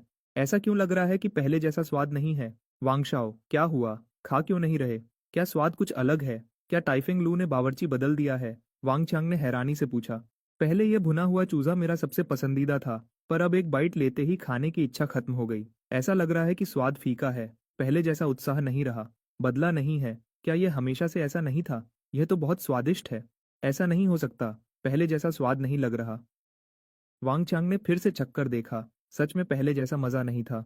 क्या इसे स्वादिष्ट कह सकते हैं। वांग शाओ, क्या तुम्हारा स्वाद बदल गया है। शायद कुछ महीनों तक न खाने की वजह से आदत छूट गई होगी। कोई बात नहीं, दूसरी सब्जियां चक्कर देखो, ये पूरी मेज तुम्हारी पसंद की है। आसपास के लोगों ने ज्यादा ध्यान नहीं दिया। उन जैसे लोग जो महीनों तक सफर करते हैं, उनका स्वाद बदलना आम बात है। शायद शायद ऐसा ही हो। वांग चांग ने सर हिलाया और दूसरी सब्जियां छक्कर देखीं। अंत में मजबूरी में चॉपस्टिक्स नीचे रख दी। पहले क्यों नहीं पता चला। ताइफिंग लू का खाना इतना फीका और बेस्वाद है, गले से नीचे उतरना मुश्किल है। अगर वह कुंग पाओ चिकन की बात करें तो ऐसा लगता था जैसे स्वाद की दुनिया में नाच रहा हो। पर यह सब्जियां तो ऐसी हैं जैसे पानी में उबालकर परोस दी गई हों, बिना स्वाद के, जैसे पेट भरने का सूखा खाना। सोचो, मैं वेयुअन सिक्योरिटी एजेंसी का मालिक का बेटा पहले ये सब कैसे खा लेता था। वांगशाओ, क्या हुआ, भूख नहीं है क्या। क्या तबीयत ठीक नहीं है, क्या किसी वैद्य को बुलाएं। उसके बॉडीगार्ड ने चिंता से पूछा। वांग चांग वेयुअन सिक्योरिटी एजेंसी का भविष्य है, उसे कुछ नहीं होना चाहिए। शुक्रिया। सोचो, हमारा वेयुअन सिक्योरिटी एजेंसी का कारोबार देश भर में फैला है। यहाँ तक कि दरबार भी कभी कभी हमसे सामान भिजवाता है। हम जैसे बड़े कारोबार के लिए एक जिम्मेदार उत्तराधिकारी बहुत जरूरी है। वांग चांग की पढ़ाई लिखाई भले ही ज्यादा ना हो, पर मार्शल आर्ट्स में वह युवाओं में सबसे आगे है। कुछ साल और अनुभव मिल जाए तो सिक्योरिटी एजेंसी का काम उसे सौंपा जा सकता है। ऐसे समय में उसका स्वास्थ्य सबसे जरूरी है। नहीं नहीं, बस राजधानी वापस आते हुए रास्ते में एक बहुत ही स्वादिष्ट डिश खाई थी। उस डिश के सामने यह सब सुअर के खाने जैसा लग रहा है, गले से नीचे नहीं उतर रहा। देखो ये चिकन, कितना सूखा है। जो चिकन मैंने खाया था वह कितना मुलायम और रसीला था, उस पर लगी सॉस चमक रही थी। वह तो लाजवाब था। और स्वाद की तो बात ही मत करो, बस फीका है। उस डिश में तो एक बाइट लेते ही दर्जनों स्वाद मुंह में फूट पड़ते थे, पर फिर भी सब अलग अलग महसूस होते थे। सोचकर ही मुंह में पानी आ रहा है। वांग चांग ने कल रात के खाने को याद किया और उसके मुंह में अपने आप पानी आ गया। क्या इतना चमत्कारी था? ये तो बहुत अजीब लग रहा है। अगर ऐसा है तो क्या वह भगवान का खाना था? उसके बॉडीगार्ड ने यकीन नहीं किया। हम सब सिक्योरिटी गार्ड हैं, देश भर में घूमे हैं, हर जगह के मशहूर रेस्टोरेंट देखे हैं। पर सच कहूं तो राजधानी के यह 8 बड़े रेस्टोरेंट ही सबसे बेहतर हैं। दूसरी जगह के रेस्टोरेंट शायद बराबर होंगे, पर कोई इतना अच्छा कैसे बना सकता है कि इन 8 बड़े रेस्टोरेंट को बेकार कह दे? शायद राजमहल के बावर्ची भी इतना बड़ा दावा न करें। कहावत है कि विद्या और कला का असली मोल सम्राट के यहाँ ही मिलता है। राजमहल के बावर्ची इस दौर की कुकिंग के शिखर पर हैं। सिर्फ वही जो राजमहल से निकलते हैं या जो रिटायर हो जाते हैं वही दूसरे रेस्टोरेंट में काम कर सकते हैं। राजधानी के 8 बड़े रेस्टोरेंट में हर जगह राजमहल के पुराने बावर्ची हैं, इसलिए वह दूसरी जगह से बेहतर हैं। बेशक कुछ अपवाद हो सकते हैं, हर जगह की अपनी खासियत होती है, एक दो डिश अच्छी हो सकती है, पर किसी को इतना पागल कर देना कि वह खाना पीना भूल जाए, ये थोड़ा ज्यादा है। कम से कम मुझे तो यकीन नहीं है। अरे, वह सच में भगवान का खाना था। मैंने अपनी जिंदगी में कभी इतना स्वादिष्ट और अलग अलग स्वाद वाला खाना नहीं खाया। वैंग चांग को समझ नहीं आ रहा था कि कैसे बताए। वह स्वाद उसके वर्णन करने की क्षमता से बाहर था। तो वांग शाओ ने वह कहाँ खाया? एक चतुर बॉडीगार्ड ने पूछा। मशहूर रेस्टोरेंट तो गिने चुने हैं, सब वहां गए हैं। नाम बताओ तो पता चल जाएगा। ज्यादा दूर नहीं, राजधानी से एक दिन के रास्ते पर केहुओ टाउन में है। वहां एक, कैसे कहूँ, देखने में तो पुराना लगता है वह रेस्टोरेंट। उसके अंदर जो कुंग पाओ चिकन मिलता है वह लाजवाब है। मैं कल रात वहां से गुजरा और एक बार में 11 प्लेट खा गया।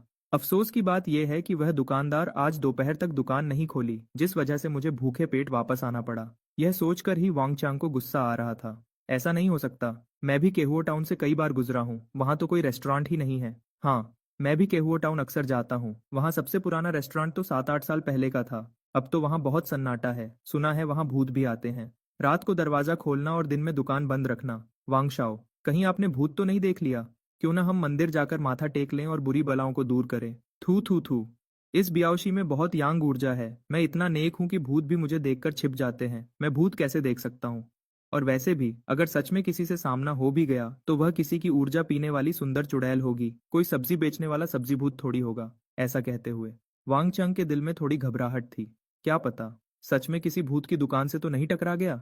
क्यों ना किसी दिन मंदिर जाकर माथा टेक लूं, पक्का भूत का चक्कर है। मुझे यकीन नहीं होता कि कोई ऐसी सब्जी हो सकती है जिसके लिए वांग शाओ इतने पागल हो रहे हैं। सब्जी का स्वादिष्ट होना मुमकिन है, पर इतना स्वादिष्ट कि इंसान कुछ और खा ही ना सके। इसमें जरूर कोई गड़बड़ है, भूत है, पक्का भूत है, एक बियावशी ने पुख्ता तौर पर कहा। बिल्कुल, जो चीज इंसान को खाने पीने की सुध भुला दे वह अच्छी चीज कैसे हो सकती है? शाओ, आप पक्का किसी बुरी चीज के चक्कर में पड़ गए हैं, एक और बियावशी ने यकीन के साथ कहा। इतना भी बुरा नहीं होगा। वह सब्जी सच में ऐसी थी जो पहले कभी नहीं देखी और न कभी सुनी थी। मालिक भी बुरा इंसान नहीं लगता, और वहां के सफेद चावल भी बहुत खुशबूदार हैं, विला के चावलों से भी ज्यादा स्वादिष्ट। वांग चंग हैरानी से लू मिंग का बचाव करने लगा। खाना कितना भी अच्छा हो, कितना स्वादिष्ट हो सकता है, पक्का भूत ने आप पर जादू कर दिया है। वांग शाओ, मेरी दादी भूत भगाना जानती हैं। कल मैं उन्हें आपको दिखाने के लिए बुलाऊंगा, एक बियावशी ने उत्साह से सुझाव दिया। नहीं, मैंने सच में कोई भूत नहीं देखा। सच में वह दुकान बिल्कुल असली है और सब्जियां भी असली हैं। वह सच में बहुत स्वादिष्ट हैं। वांग चंग अपने फैसले पर अड़ा रहा।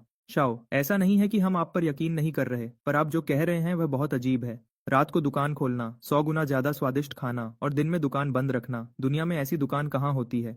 मुझे लगता है हमें जल्दी किसी तांत्रिक को ढूंढकर भूत भगाना चाहिए। बाकी सबने भी शक जताया। हे, मेरा गुस्सा, तुम लोग मुझ पर यकीन क्यों नहीं कर रहे? वह सच में स्वर्ग जैसा स्वाद था। छोड़ो, तुम लोगों ने कभी खाया नहीं है, तुम लोगों को समझाना बेकार है। वांग चांग को भी गुस्सा आ गया। वांग शाओ, भाइयों की भी गलती नहीं है, हमने कभी चखा नहीं तो कैसे यकीन करें? वैसे भी वह जगह जिंगचेंग से ज्यादा दूर नहीं है। अगर वांग शाओ खाना चाहते हैं तो हम घोड़े दौड़ाकर कुछ ही घंटों में वहां पहुंच सकते हैं। क्यों न कल वांग शाओ हम में से कुछ फ्री भाइयों को साथ ले चलें और खुद देख लें, तब सच और झूठ का पता चल जाएगा। एक थोड़ी उम्र दराज बियावशी ने बात संभाली। लूशू, आप सही में कई दशकों से देश विदेश घूमने वाले अनुभवी बियावशी हैं। ठीक है, यही तय रहा। पर वहां रहने की जगह नहीं है और यह भी नहीं पता कि दुकान कब खुलती है। ऐसा करते हैं, कल हम देर से निकलेंगे और जल्दी वापस आ जाएंगे। वांग चांग में भी उत्साह आ गया। मैं अभी एक निवाला असली कुंगपाओ चिकन खाना चाहता हूँ, दूरी कोई मसला नहीं है। बैकग्राउंड म्यूजिक बज रहा है। जिंदगी में इंसान अच्छे खाने के लिए ही तो जीता है। रेस्टोरेंट से लिन हाओ को विदा करने के बाद लूमिंग बेचैनी से बिस्तर पर लेट गया और अपना फोन निकालकर अपने बचपन के दोस्त को मैसेज भेजा। हाँ, बोलो। काम की बात करो, मुझे अपने घर बुलाकर घटिया सब्जी खिलाने का झूठ मत बोलो। नहीं खाना तो मत खाओ।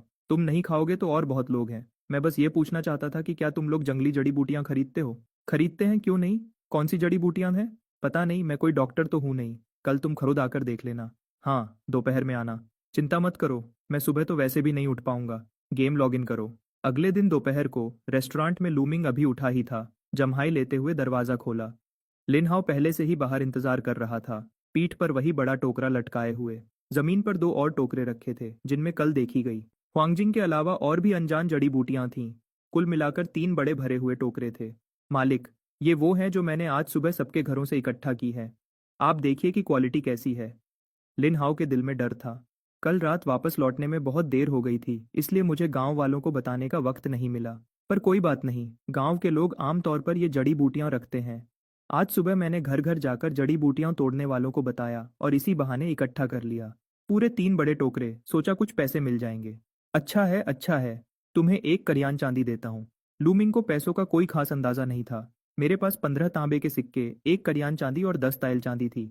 15 सिक्के कम पड़ते, 10 तायल बहुत ज्यादा होते। 1 करियान चांदी बिल्कुल सही था। वैसे भी 1 करियान चांदी 50-60 रुपए के बराबर ही होती है। इतनी सारी जंगली जड़ी बूटियां खरीदना बिल्कुल भी घाटे का सौदा नहीं है। इसमें बहुत सारा सूखा माल है जो कल के ताजे माल से ज्यादा कीमती है। आखिरकार सूखने के बाद पानी निकल जाता है। वजन और क्वालिटी दोनों अलग होते हैं। ये बहुत ज्यादा नहीं है? लिनहाउ थोड़ा हकलाया। पहले तो सिर्फ 100 वेन मिलते थे। वह पहले जब दवा की दुकान पर यह बेचने जाता था तो 50-60 वेन मिलना ही बड़ी बात होती थी, और तब भी दुकान का मालिक नखरे दिखाता था। ज्यादा नहीं है, बस 1 कयान चांदी लो। लूमिंग ने सहजता से पिछले कुछ दिनों में मिली 1 कयान चांदी लिन हाउ की तरफ उछाल दी। डिंग! फोन का नोटिफिकेशन बजा। लगता है वह आ गया है। लूमिंग ने मैसेज का जवाब देना जरूरी नहीं समझा। टोकरे उठाए और किचन की तरफ चल दिया। लिन हाउ ने मदद करनी चाहिए पर उसे रोक दिया गया। नहीं, किचन और खेती में बाहर वाले नहीं आ सकते। लूमिंग को पता था कि कल सफाई करते वक्त मैंने लिन हाउ को पुराने जमाने का किचन दिखा दिया था, पर मॉडर्न किचन में उसे बिल्कुल नहीं आने देना था, इसलिए उसे किचन में आने से मना कर दिया ताकि झंझट न हो। ठीक है मालिक, मैं काम पर जाता हूँ। लिन हाउ भी बात मान गया। रेस्टोरेंट के अपने नियम होते हैं। पुराने जमाने के हर काम में राजदारी रखी जाती थी, चाहे खाना बनाने वाला बावर्ची हो, बढ़ई हो या डॉक्टर का शिष्य, सब अपने काम को छुपा कर रखते थे। बहुत सी चीजें तो देखने तक की इजाजत नहीं होती थी, खासकर खाना बनाने की कला, जो कभी कभी बस देखने से ही सीख ली जाती थी। इसलिए लूमिंग का किसी को किचन में न आने देना बिल्कुल जायज था और इससे किसी को शक भी नहीं होगा। जाओ जाओ। लूमिंग ने हाथ हिलाया और टोकरे लेकर किचन से होते हुए मॉडर्न डिलीवरी शॉप में वापस आ गया। खर्र शटर ऊपर उठा। बाहर एक पतली सी परछाई दिखाई दी। बाहर खड़ा व्यक्ति लंबा था। नाक पर काले फ्रेम का चश्मा था। चेहरा साफ सुथरा और एक विद्यार्थी जैसा दिख रहा था। यह लूमिंग का बचपन का दोस्त था जिसके घर में टीसीएम क्लिनिक थी। ली टोंगरेन। टोंगरेन। वाह भाई, इतनी सारी अच्छी चीजें। अरे, ये सब तुमने कहाँ से निकाली? हम मेरे पूर्वजों का बेंचाओ गैंगमू लिखने वाले ली शिजेन से कुछ रिश्ता था, इसलिए हम टीसीएम परिवार से हैं। सच क्या है और झूठ क्या, ये कोई नहीं जानता। वैसे भी आजकल बिना किसी नाम के कोई टीसीएम डॉक्टर के पास इलाज करवाने नहीं आता। तुम तो कल रात मेरे साथ गेम खेल रहे थे, इतनी जल्दी कैसे उठ गए? जल्दी दिखाओ क्या क्या है। लूमिंग के दरवाजा पूरा खोलने से पहले ही ली तोंगरेन दरवाजे की दरार से अंदर घुस गया और सीधे टोकरे में सर डाल दिया। 5 साल पुरानी हुआंगजिंग और ये 10 साल पुरानी, ये पक्का जंगली है। अच्छी चीज है। तियनक्विजी, ये भी अच्छी है, बाहर 100 रुपए प्रति किलो बिकती है। और ये चुए शंग इजी हाओ, ये तो सच में बहुत अच्छी चीज है। तिएपी शिहू, जंगली होने की संभावना 100% है, बहुत दुर्लभ चीज है, बाजार में 30 से 50 हजार प्रति किलो मिलती है। तुमने ये सब कहाँ से निकाली? ली टोंगरेन की आंखें चमकने लगीं। ये चीजें, हालांकि हर चीज थोड़ी थोड़ी है, पर इनकी दुर्लभता ही इनकी ताकत है। आजकल जंगली जड़ी बूटियां ढूंढना नामुमकिन है, जब तक कि आप उन गहरी पहाड़ियों में न जाएं जहां इंसान न पहुंच सके। वरना हर जगह खेती की हुई जड़ी बूटियां हैं, असली जंगली तो मिलती ही नहीं। कहते हैं ना, 1 साल खेती करो तो जमीन 3 साल के लिए बेअसर हो जाती है। खेती की हुई जड़ी बूटियां जमीन की ऊर्जा को बहुत ज्यादा सोख लेती हैं। जमीन की ऊर्जा पूरी नहीं पड़ती, इसी वजह से बहुत से पुराने नुस्खे नकली लगते हैं। असल में नुस्खे खराब नहीं होते, जड़ी बूटियां गलत होती हैं। जब दवा ही नकली हो तो असर कैसे होगा? गांव के रिश्तेदारों ने भेजी है, मुझसे कहा कि बिकवाने में मदद कर दो। बताओ, लोगे या नहीं? लूमिंग को भी हैरानी हुई। सोचा था कि लिंग हाउ शायद कुछ आम जड़ी बूटियां लाएगा, पर यह तो हजारों की जड़ी बूटियां ले आया। ये लड़का तो कमाल का है। लूंगा, बिल्कुल लूंगा। मेरे घर में इन्हीं की कमी है, पर सच कहूं तो मेरे अलावा इन्हें कोई और खरीदने की हिम्मत नहीं करेगा। आगे से जब भी जंगली जड़ी बूटियां मिलें, चाहे कोई भी हो, पहले इकट्ठा कर लेना, कुछ जड़ी बूटियां बाजार में नहीं बिक सकती, पर मेरे घर में ऊपर तक पहुंच है, मैं संभाल लूंगा। चिंता मत करो, तुम्हारी ये सही है। मैं वापस जाकर वजन करता हूँ, बाद में वीचैट पर ट्रांसफर कर दूंगा। चिंता मत करो, सिर्फ ये टीपी शिहू ही कई हजार की है, ये पूरा ढेर कम से कम 70-80 हजार का बिकेगा। ये कहकर ली तोंगरेन टोकरा उठाकर भाग गया। लूमिंग पीछे से निराशा में चिल्लाता रहा, ओये, टोकरे तो छोड़ दे। पर वह बहुत दूर निकल गया था और सुन नहीं सकता था। अरे छोड़ो भी, कुछ बांस के टोकरे ही तो हैं, ले गया तो ले गया। सर हिलाकर लूमिंग ने फिर से शटर गिरा दिया और किचन से होते हुए वापस चला गया। अरे मजाक है क्या? एक ही दिन में लाखों कमा लिए, कहाँ ज्यादा भविष्य है, ये तो साफ दिख रहा है। पुराने जमाने के रेस्टोरेंट में लिन हाउ अभी भी मेहनत से फर्श साफ कर रहा था। लूमिंग को उसे देखकर बुरा लगने लगा। मैंने अभी जो जड़ी बूटियां ली वह कम से कम 10 तायल चांदी की होंगी, पर मैंने सिर्फ एक करियान दी। ये कमाई थोड़ी बेईमानदारी वाली लग रही है। हालांकि लिन हाउ खुद बेचता तो शायद इतनी कीमत न मिलती, पर फिर भी दिल में थोड़ा बुरा लग रहा है। जगह बड़ी होनी चाहिए, सुरक्षा मजबूत होनी चाहिए, स्मार्ट होनी चाहिए, सर्विस अच्छी होनी चाहिए। एक्स चलेगा। पिछली सीट पर पैर फैलाकर बैठ सकें। पिछली सीट पर क्या? लूमिंग ने मुंह खोला, समझ नहीं आया क्या कहे। हम मालिक, कोई काम है? लिन हाउ ने हैरानी से सर उठाया। नहीं, कुछ नहीं, बस तुम्हारे वह टोकरे भी मैंने ले लिए। ये 15 तांबे के सिक्के तुम्हारे लिए। लूमिंग के पास भी ज्यादा पैसे नहीं बचे थे, जो बचे खुचे सिक्के थे सब दे दिए। नहीं नहीं नहीं, ये मैं नहीं ले सकता। कुछ बांस के टोकरों के लिए, ये तो बिल्कुल कीमती नहीं है। मेरे घर में बहुत हैं, आपको चाहिए तो ले जाइए, सच में यह कीमती नहीं है। मालिक, आपने मेरे लिए पहले ही बहुत कुछ किया है। इतनी महंगी जड़ी बूटियां खरीदी और मुझे सफेद चावल खिलाए। इंसान को संतुष्ट रहना चाहिए। मैं बहुत आभारी हूँ। लिन हाउ ने सर झुका लिया, आंखें नम हो गई थीं। पहले मैं महीने में 1,000 चांदी भी नहीं कमा पाता था। लूमिंग से मिलने के बाद सिर्फ 2 दिन में 2 कयान कमा लिए। ये एहसान मैं कभी नहीं भूलूंगा। हम सुबह से आए हो, कुछ खाया नहीं होगा ना? लिन हाउ को मना करते देख लूमिंग ने जोर नहीं दिया। इतनी महंगी जड़ी बूटियां बिकना असल में लिन हाउ की वजह से नहीं, बल्कि मेरी पहुंच और ट्रैवल करने की ताकत की वजह से है। अगर जबरदस्ती पैसे देता तो शायद अच्छा ना होता। थोड़ी मदद से दोस्ती, ज्यादा मदद से दुश्मनी वाली बात मैं समझता हूँ। अगर पैसे नहीं दे सकता तो कहीं और से मदद कर दूंगा। नहीं, मैं भूखा नहीं हूँ। नहीं, मैं सच में भूखा हूँ। लिन हाउ मन में थूक निकल रहा था। मैं सुबह जल्दी पहाड़ पर जड़ी बूटियां तोड़ने गया था। दोपहर को जल्दी जल्दी यहाँ आया, खाने का वक्त ही नहीं मिला। भूखा कैसे नहीं हो सकता? बस लूमिंग ने पूछा नहीं तो मैं कैसे मांगता? आखिरकार मेरी याद में वह खाना बहुत महंगा था। कल एक लड़की ने 10 तायल चांदी खर्च की थी एक वक्त के खाने के लिए। सोचता हूँ कल जो मैंने खाया वह 10 तायल चांदी का था। अगर मैं ना खाता तो क्या मैं उसे 10 तायल में बदल सकता था? पर यह बस सोचने की बात है। कल साफ तौर पर कुछ खास बात थी, इतना तो मैं समझ सकता हूँ। पर वह सब्जी व चावल सच में बहुत स्वादिष्ट थे। भूख लगी है तो बताओ ना, मेरे घर में और कुछ हो ना हो, खाना बहुत है। रुको, मैं तुम्हारे लिए खाना लाता हूँ, आज तुम्हारे लिए 2 सब्जियां एक्स्ट्रा दूंगा। लूमिंग कहते हुए किचन की तरफ चल दिया। फ्रिज खोला पर तुरंत कुछ नहीं किया। अगर सब्जी देनी है तो अच्छी होनी चाहिए। कुंग पाओ चिकन, मात्रा तो सबसे ज्यादा है, बाकी की बिक्री। दूसरा है यू शांग रूसी। लेकिन ये डिश थोड़ी तीखी है, मैंने उस जमाने के बारे में पढ़ा है, वहाँ मिर्च नहीं होती थी। सीधे खाने पर वहाँ के लोग शायद बर्दाश्त न कर पाएं। हो सकता है उन्हें पेट खराब हो जाए। रही बात मिर्च न डालने की, तो माफ कीजिएगा, ये प्री कुक्ड खाना है। स्वाद पहले से ही सेट है। कम नमक चाहिए? मिर्च नहीं चाहिए, लहसुन नहीं चाहिए, धनिया नहीं चाहिए, प्याज नहीं चाहिए? माफ कीजिएगा, बाहर निकलकर बाएं मुड़ जाएं। मेरे यहाँ खाना ऐसा ही बनता है, खाना है तो खाओ। इसलिए यूशंग रूसी को अभी रहने देते हैं। बच्चा अभी बढ़ रहा है। मैंने बहुत चुन चुन कर 2 पसंदीदा डिशेस चुनी है, तांगचू लीजी और हुई गोरू। दोनों ही मार्केट में बिकने वाली मशहूर टेक अवे डिशेज हैं और मेरे स्टॉक में सबसे ज्यादा यही है। पैकिंग फाड़ी, 3 प्लेट्स ली। वही पुराना जाना पहचाना प्रोसेस। काटा, प्लेट में डाला और गर्म किया।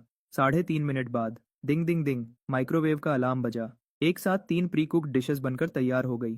ट्रे उठाकर लूमिंग शांति से बाहर गया। थे हॉल में लिन हाउ अभी भी काम कर रहा था, पर उसके हाथ की हरकत अपने आप धीमी हो गई थी। बिल्कुल दोपहर को छुट्टी के वक्त टेक अवे ऑर्डर करने वाले वर्कर की तरह ध्यान पूरा खाने पर था। अब काम में मन कहाँ लगता।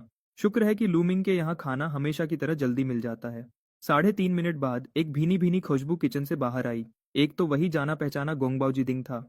बाकी 2 डिशेस के बारे में लिनहाओ को नहीं पता था। बस इतना लगा कि एक में थोड़ा खट्टा स्वाद है, पर इसमें कोई शक नहीं कि वो जरूर स्वादिष्ट होगी। जल्द ही लिनहाओ ने तीनों डिशेस को देख लिया।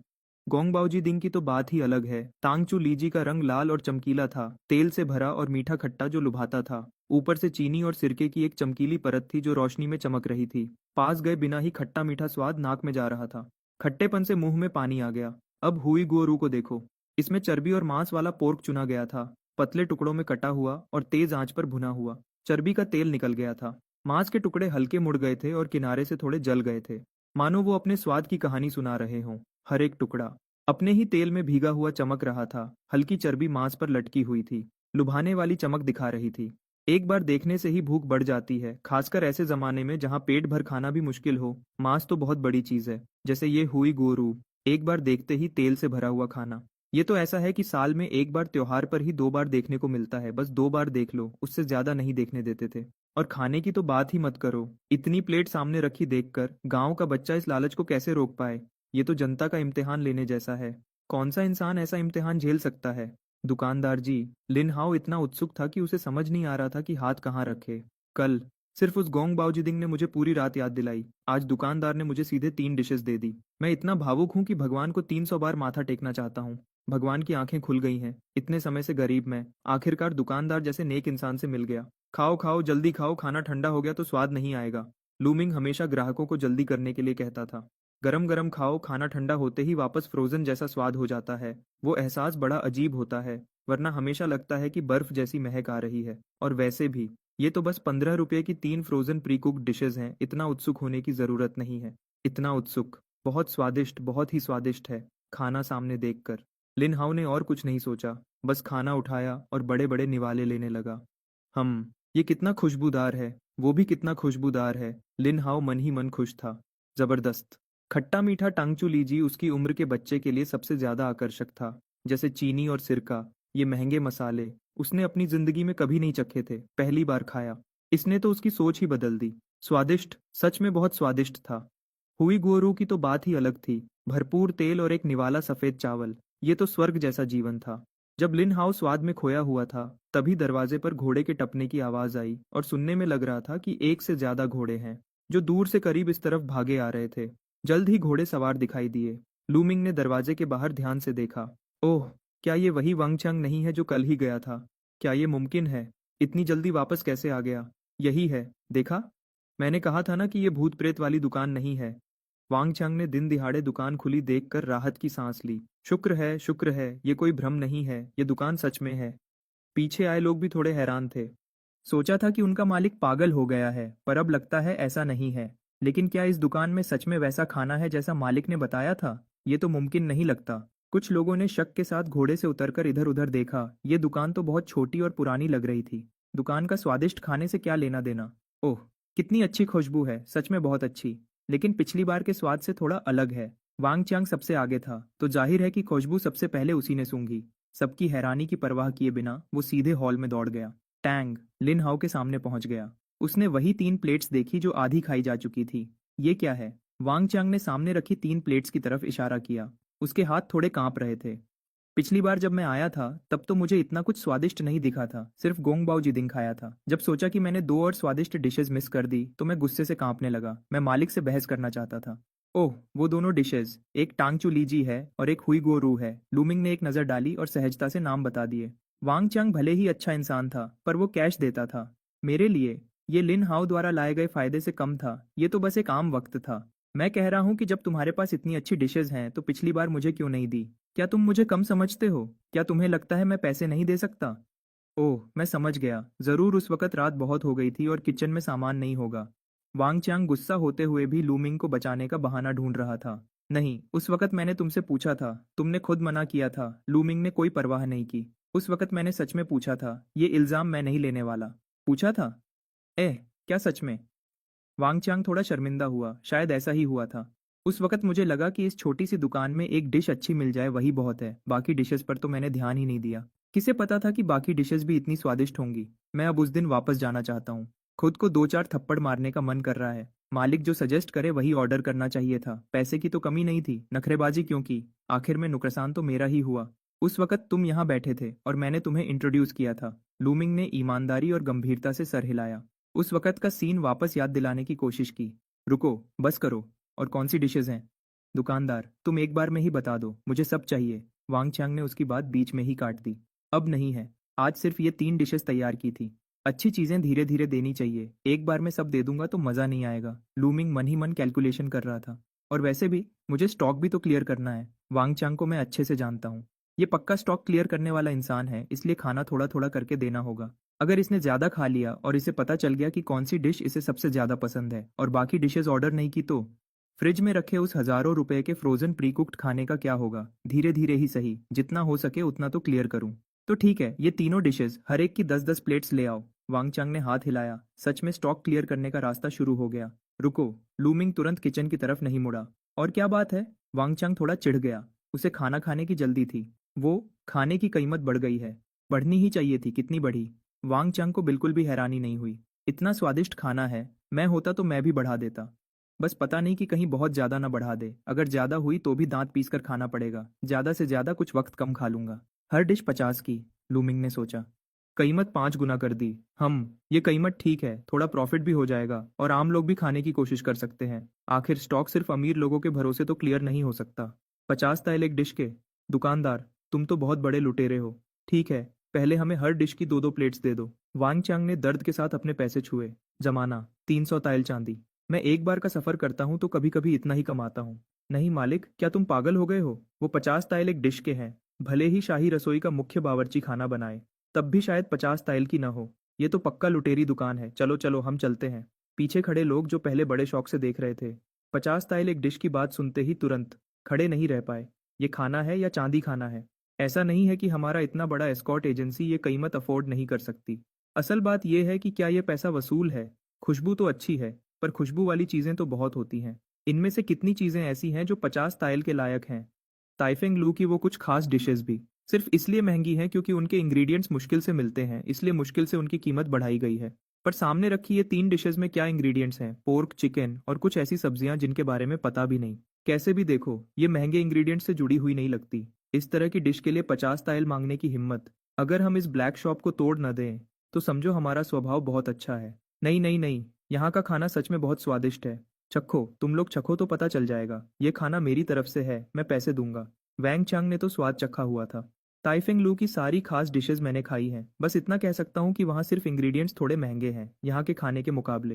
ये तो जमीन आसमान का अंतर है। एक ही बार 50 ताइल खर्च करने हो तो मैं यहाँ खर्च करना पसंद करूंगा। बस अफसोस ये है कि अब पहले की तरह जी भर के नहीं खा सकता। जब सस्ता था तब क्यों नहीं सोचा कि और ज्यादा खा लूं? सच में, मैं वैंग चांग अब इतना पछता रहा हूँ कि खुद को थप्पड़ मारने का मन कर रहा है।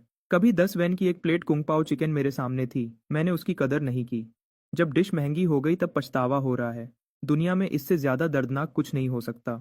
अगर भगवान मुझे एक और मौका दे तो मैं मालिक से 3 शब्द कहूंगा, और थोड़ा दो। अगर इस डिश की क्वांटिटी बतानी हो तो मैं चाहूंगा कि वो 1000 प्लेट्स हों। Background music is playing. शाओ दोंगजिया, ये बात किसी के ट्रीट देने की नहीं है। बात यह है कि ये खाना 50 ताइल के लायक ही नहीं है। कुछ टुकड़े चिकन के, कुछ टुकड़े पोर्क के, और 50 ताइल मांगने की हिम्मत। मैं इतने सालों से देश विदेश घूम रहा हूँ, मैंने ऐसी बेशर्म दुकान कभी नहीं देखी। लू नाम का बॉडीगार्ड जो कई सालों से दुनिया घूम रहा है, उसने क्या कुछ नहीं देखा? 500 ताइल की एक डिश भी मैंने चख रखी है, पर वो तब की बात है जब मैं एस्कॉर्ट करते वक्त गलती से एक ब्लैक शॉप में घुस गया था। किसी ने गर्दन पर तलवार रखकर पैसे लिए थे। वो उसकी जिंदगी की सबसे बड़ी शर्म की बात थी, और इसी वजह से वो ब्लैक शॉप्स को लेकर बहुत सेंसिटिव है। इस डिश की कीमत देखकर अगर ये ब्लैक शॉप नहीं है तो क्या है? सही कहा, सही कहा।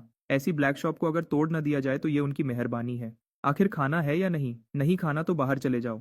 लूमिंग पहले समझाना चाहता था कि वो 50 वेन है, 50 ताइल नहीं। पर जब सुना कि ये लोग दुकान तोड़ने की बात कर रहे हैं तो उसका बताने का मन ही खत्म हो गया।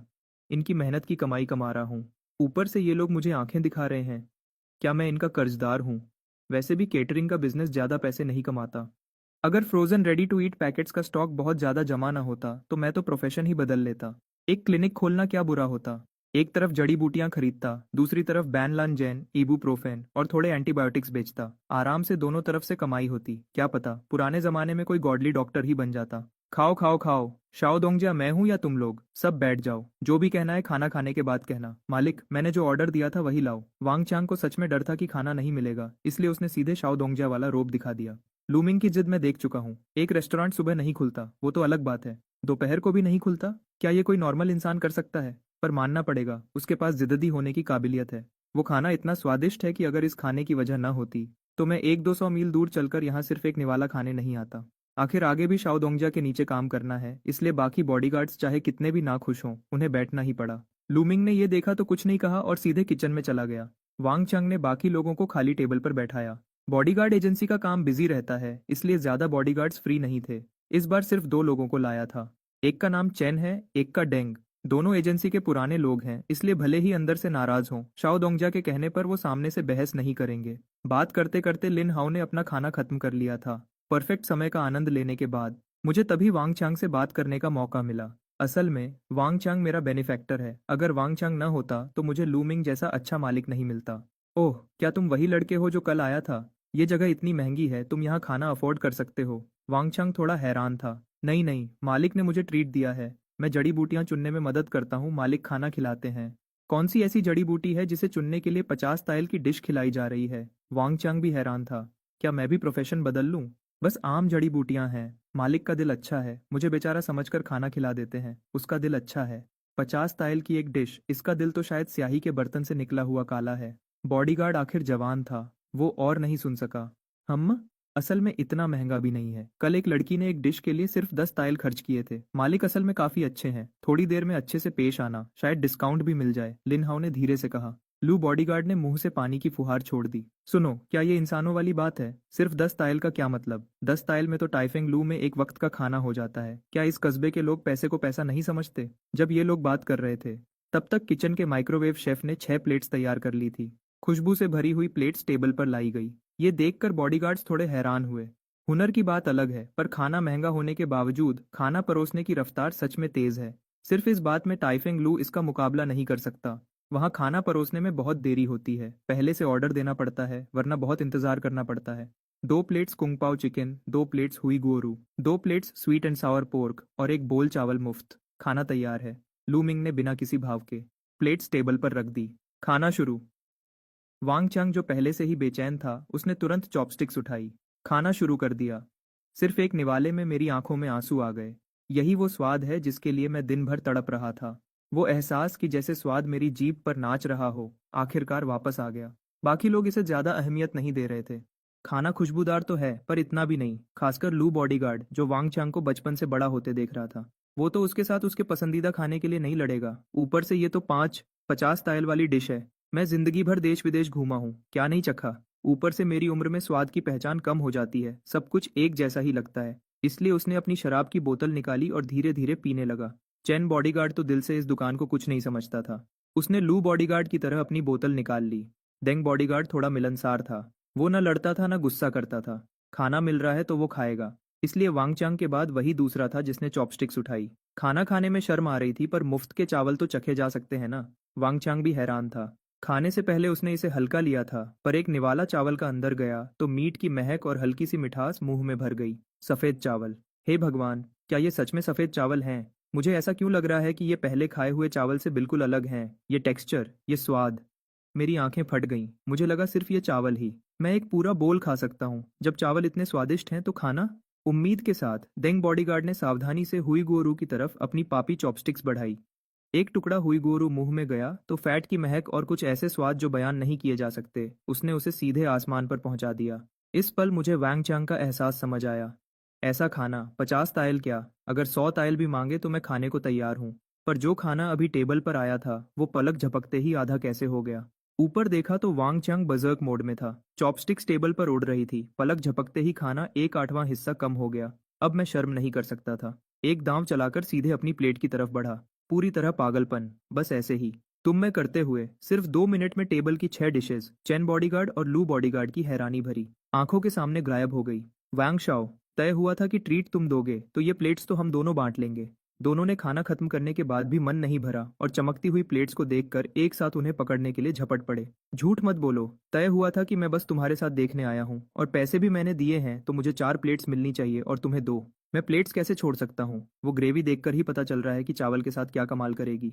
अगर ऐसा है तो फिर मेरे हाथ तेज होने का बुरा मत मानना। सब अपनी किस्मत से लो। डेंग बॉडीगार्ड ने एक अजीब सी हंसी के साथ पहले हाथ मारा और एक प्लेट उठा ली। तो फिर मेरे बुरा मानने का बुरा मत मानना। वांग चांग ने भी हार नहीं मानी और एक लात मारकर डेंग बॉडीगार्ड की कुर्सी उड़ा दी। मौका पकड़कर पहले ही 4 प्लेट्स पर कब्जा कर लिया। चैन बॉडीगार्ड आखिर जवान था। वो सब्र नहीं कर सका और दोनों की तरफ उंगली दिखाकर हैरानी से कुछ बोल नहीं पाया। मालिक, मुझे भी एक प्लेट दो, बस स्वीट एंड सावर पोर्क चाहिए। लू बॉडीगार्ड एक सीधा इंसान है, अब वो भी इस खाने के स्वाद को लेकर उत्सुक हो गया था। अफसोस, सामने की सारी प्लेट्स तो चाट कर साफ कर दी गई थी। मैं चखना भी चाहूं तो नहीं चख सकता। कोई चारा नहीं, बस एक और प्लेट ऑर्डर करनी पड़ी। 3 साढ़े 3 मिनट बाद एक प्लेट चमकती हुई स्वीट एंड सावर पोर्क लाई गई। वांग चांग और देंग बॉडीगार्ड की भूखी नजरें देखकर लू बॉडीगार्ड ने प्लेट सीधे अपने हाथ में पकड़ ली, टेबल पर रखने की हिम्मत ही नहीं की। सही में उसने पक्का किया कि वो सिर्फ एक निवाला खा पाएगा। मुझे नहीं पता था कि मैं जल्द ही इस फैसले के लिए शुक्रगुजार होऊंगा। एक निवाला अंदर गया और मैं इस स्वीट एंड सावर पोर्क से पूरी तरह जीत लिया गया। खट्टा और मीठा मिलकर ऐसा स्वाद जो मेरे जैसे जिंदगी भर घूमने वाले इंसान ने भी नहीं चखा था। एक ही डिश में दोनों स्वाद इतनी अच्छी तरह कैसे मिल सकते हैं। खट्टे सिरके की महक ने चीनी की मिठास को हल्का कर दिया और चीनी की मिठास ने सिरके की तीखेपन को संतुलित कर दिया। दोनों का मिलन एक परफेक्ट जोड़ी थी। एक पल में मैं इस स्वाद का दीवाना हो गया। झटपट एक plate sweet and Sawar pork उसके हाथ में एक मिनट भी नहीं टिकी। प्लेट के नीचे बची हुई सॉस को देखकर उसने हिम्मत की और एक बोल चावल और मंगवाए। इज्जत क्या होती है, इस उम्र में मुझे शर्म की परवाह नहीं है। चावल के साथ उसने सीधे क्लीन प्लेट मोड शुरू कर दिया। पलक झपकते ही मेज पर एक और खाली प्लेट आ गई, लेकिन यह बाकी दोनों से कहीं ज्यादा साफ थी। प्लेट चाटने के बाद लू ब्याओशी का मन नहीं भरा और वह फिर से देखने लगे। मेरी प्लेट एक नज़र। ऐसा लग रहा था जैसे वह एक बार फिर चाटना चाहते हों। हालांकि वह अभी इसे 3 बार चाट चुके थे। सच में अब कोई स्वाद नहीं बचा था, वरना वह इसे छोड़ना नहीं चाहते थे। बस थोड़ी प्यास लग रही थी। सी नहीं, लू अंकल, आप भी ऐसे कैसे हो गए? चैन ब्याओशी को कुछ समझ नहीं आ रहा था। जो लोग पहले उनके साथ थे वह अचानक पलट कैसे गए? छोटे चैन, अब मुझे लगता है कि वांग शाओ हमारे भविष्य के मालिक बनने के लायक हैं। उनकी परख की कोई बात ही नहीं। लू ब्याओशी ने बिना समझाए उलटा वांग चांग की तारीफ कर दी। हाँ, सही कहा। वांग शाओ की परख सच में कमाल की है। ऐसी शानदार जगह ढूंढ निकाली। आगे चलकर हमारा वेयुअन ब्याओजू जरूर सबसे ऊपर होगा। देंग ब्याओशी ने भी हाँ में हाँ मिलाई। ज्यादा तारीफ मत कीजिए, मैं बस एक बड़े इंसान के कंधों पर खड़ा था। असल में तो मालिक के हाथ का स्वाद ही कमाल है। अफसोस की बात है कि रोज नहीं खा सकते। वांग चांग ने नम्रता से हाथ हिलाया, लेकिन उनका चेहरा दुखी था। ऐसा स्वाद एक दिन न मिले तो मुझे बेचैनी होती है। मालिक, मेरे लिए भी एक प्लेट हुईगुओ रू ले आइए। चैन ब्याओशी आखिरकार रह नहीं पाए। उन्होंने पैसे की परवाह नहीं की। वह अब बस यह जानना चाहते थे कि इस दुकान का खाना आखिर कितना स्वादिष्ट है। ठीक 3.5 मिनट बाद खुशबू से भरा हुईगुओ रू पेश किया गया। लेकिन वह लू ब्याओशी जितने अनुभवी नहीं थे। उन्होंने सीधे प्लेट मेज पर रख दी। उन्होंने ध्यान से चॉपस्टिक्स बढ़ाई और हुईगुओ रू का एक टुकड़ा उठाया। तेल से चमकता हुआ, सच में लालच देने वाला था। गोश्त मुंह में जाते ही एक गहरी खुशबू जीभ पर फैल गई। चर्बी और गोश्त का मिश्रण मुंह में जाते ही क्रिस्पी और अंदर से रसीला और स्वादिष्ट था। हर बार चबाने पर एक अलग ही संतुष्टि मिल रही थी, जिससे वह खोए हुए थे। यह स्वाद इतना अनोखा था कि इसने मेरे खाने के अनुभव को ही बदल दिया। क्या यह सच में हम इंसानों के खाने लायक चीज है? नहीं, इसे खाना नहीं, आनंद लेना कहते हैं। जब वह धीरे धीरे एक टुकड़े का आनंद लेकर आंखें खोलते हैं तो देखते हैं कि उनका ऑर्डर किया हुआ हुईगुओ रू खत्म हो चुका है। बस एक साफ प्लेट बची है। वाह भाई, सच में वाह भाई। ये भूखे भेड़िए जैसा ग्रुप एक बूंद ग्रेवी भी नहीं छोड़ी। किसने मेरा हुईगुओ रू छुआ?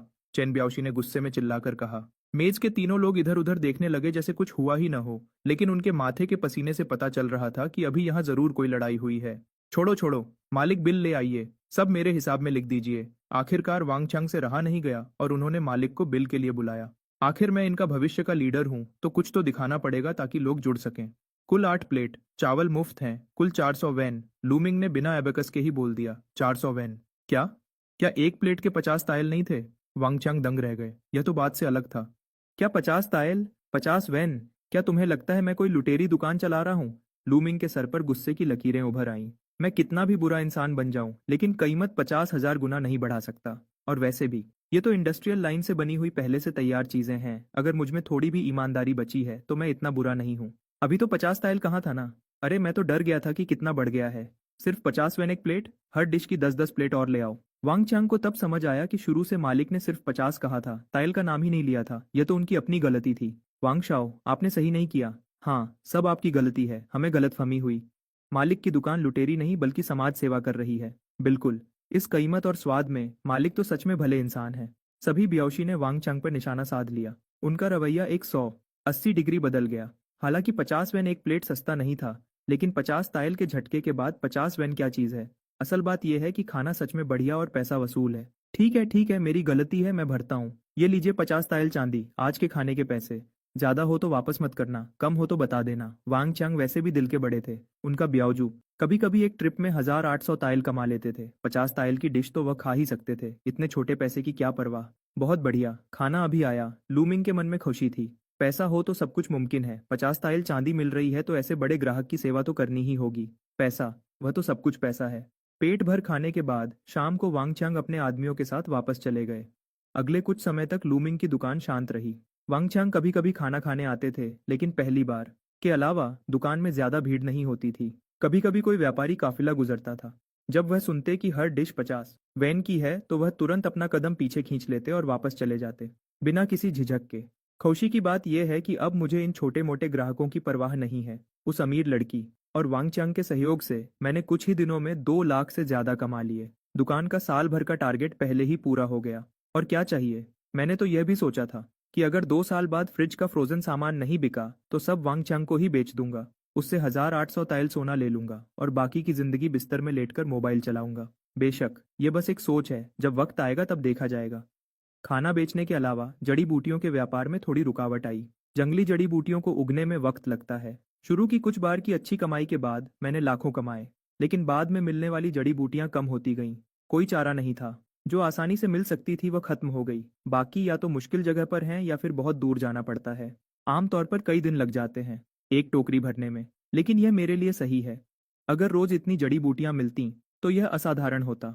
जंगली जड़ी बूटियों का स्रोत समझना मुश्किल होता। मैंने तो ध्यान नहीं दिया, लेकिन लिन हाउ ने इस बात को गंभीरता से लिया। इन दिनों उसने छुट्टी ली है। शायद वह आसपास के गांव में रिश्तेदारों से मिलने गया है। शायद उसका इरादा है कि और लोगों को जड़ी बूटियां इकट्ठा करने में मदद के लिए बुलाए। इस बात पर मैंने रोका नहीं। बचपन का दोस्त ली टोंग, उनके परिवार की सिर्फ एक छोटी दवाई की दुकान नहीं है, बल्कि सैकड़ों चेन फार्मेसीज हैं। पूरे देश में फैली हुई जंगली जड़ी बूटियों की बहुत मांग है। जितना मिले उतना कम है। लिन हाओ वहां लोगों को मदद के लिए ला रहा है। वह खुद पैसे कमा सकता है। और मेरी तो बात ही अलग है। बीज का व्यापारी सबसे ज्यादा कमाता है। ऐसे 3 जीत वाले मौके को मैं क्यों रोकूंगा। नहीं, ये सिर्फ 3 जीत नहीं है। जड़ी बूटियां इकट्ठा करने वाले बच्चे पैसे कमा सकते हैं। असली जड़ी बूटियों का इस्तेमाल करने वाले मरीज ठीक हो सकते हैं। कह सकते हैं कि 5 जीत, 6 जीत, 8 जीत सब है। भले ही मैं कोई दवाई का देवता न बनूं, लेकिन यह एक पुण्य का काम है। लूमिंग की जिंदगी यहाँ आराम से चल रही थी, लेकिन कुछ लोगों की जिंदगी इतनी आसान नहीं थी। सूफू फूलदान टूटने की आवाज सूजिन और बड़ी दीदी के कमरे में गूंजी। टुकड़े हर जगह फैल गए। यहाँ तक कि यह हमेशा शांत रहने वाली बड़ी दीदी ने भी अपनी भौहें सिकोड़ ली, क्योंकि यह पहली बार नहीं था। इस महीने यह तीसरा फूलदान था जो टूट गया।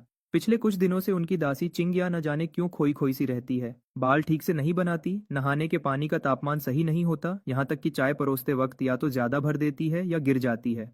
कुल मिलाकर कुछ भी सही नहीं हो रहा। चिंग्या होश में आई और धड़ाम से जमीन पर घुटनों के बल बैठ गई। भले ही मैं दीदी की खास दासी हूँ और बचपन से साथ बड़ी हुई हूँ, लेकिन मालिक और नौकर में फर्क होता है। फूलदान टूट गया तो टूट गया, वह तो बस एक चीज है, लेकिन हम नौकर खुद भी मालिक की एक चीज की तरह हैं। ऐसे में अंजाम क्या होगा, यह सब मालिक के मूड पर निर्भर करता है। अरे उठो चिंग्या, मैं तुमसे पूछती हूँ, क्या तुम्हारे दिल में कोई है। सुजिन ने चिंग्या के साथ ज्यादा सख्ती नहीं की। चिंग्या इसी घर की है। 3 पीढ़ियों से सु परिवार की सेवा कर रही है। पूरा परिवार घर में ही रहता है। आखिर बचपन का साथ है, इसलिए मैं चिंग्या के साथ ज्यादा सख्ती नहीं करूंगी।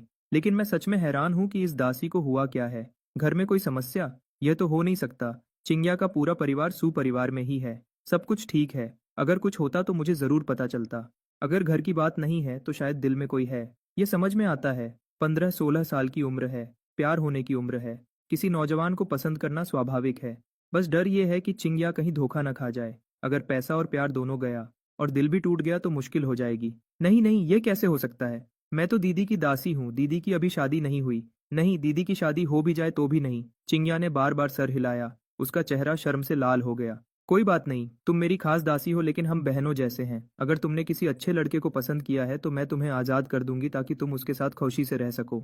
बेशक शर्त यह है कि मुझे पहले मिलना होगा और देखना होगा कि उसका चरित्र कैसा है, सूजिन ने सच्चे मन से कहा। नहीं नहीं दीदी, आप गलत अंदाजा मत लगाइए। मेरा सच में कोई प्रेमी नहीं है। चिंग्या जितना बोल रही थी उसका चेहरा उतना ही लाल हो रहा था। अभी भी कह रही हो नहीं है।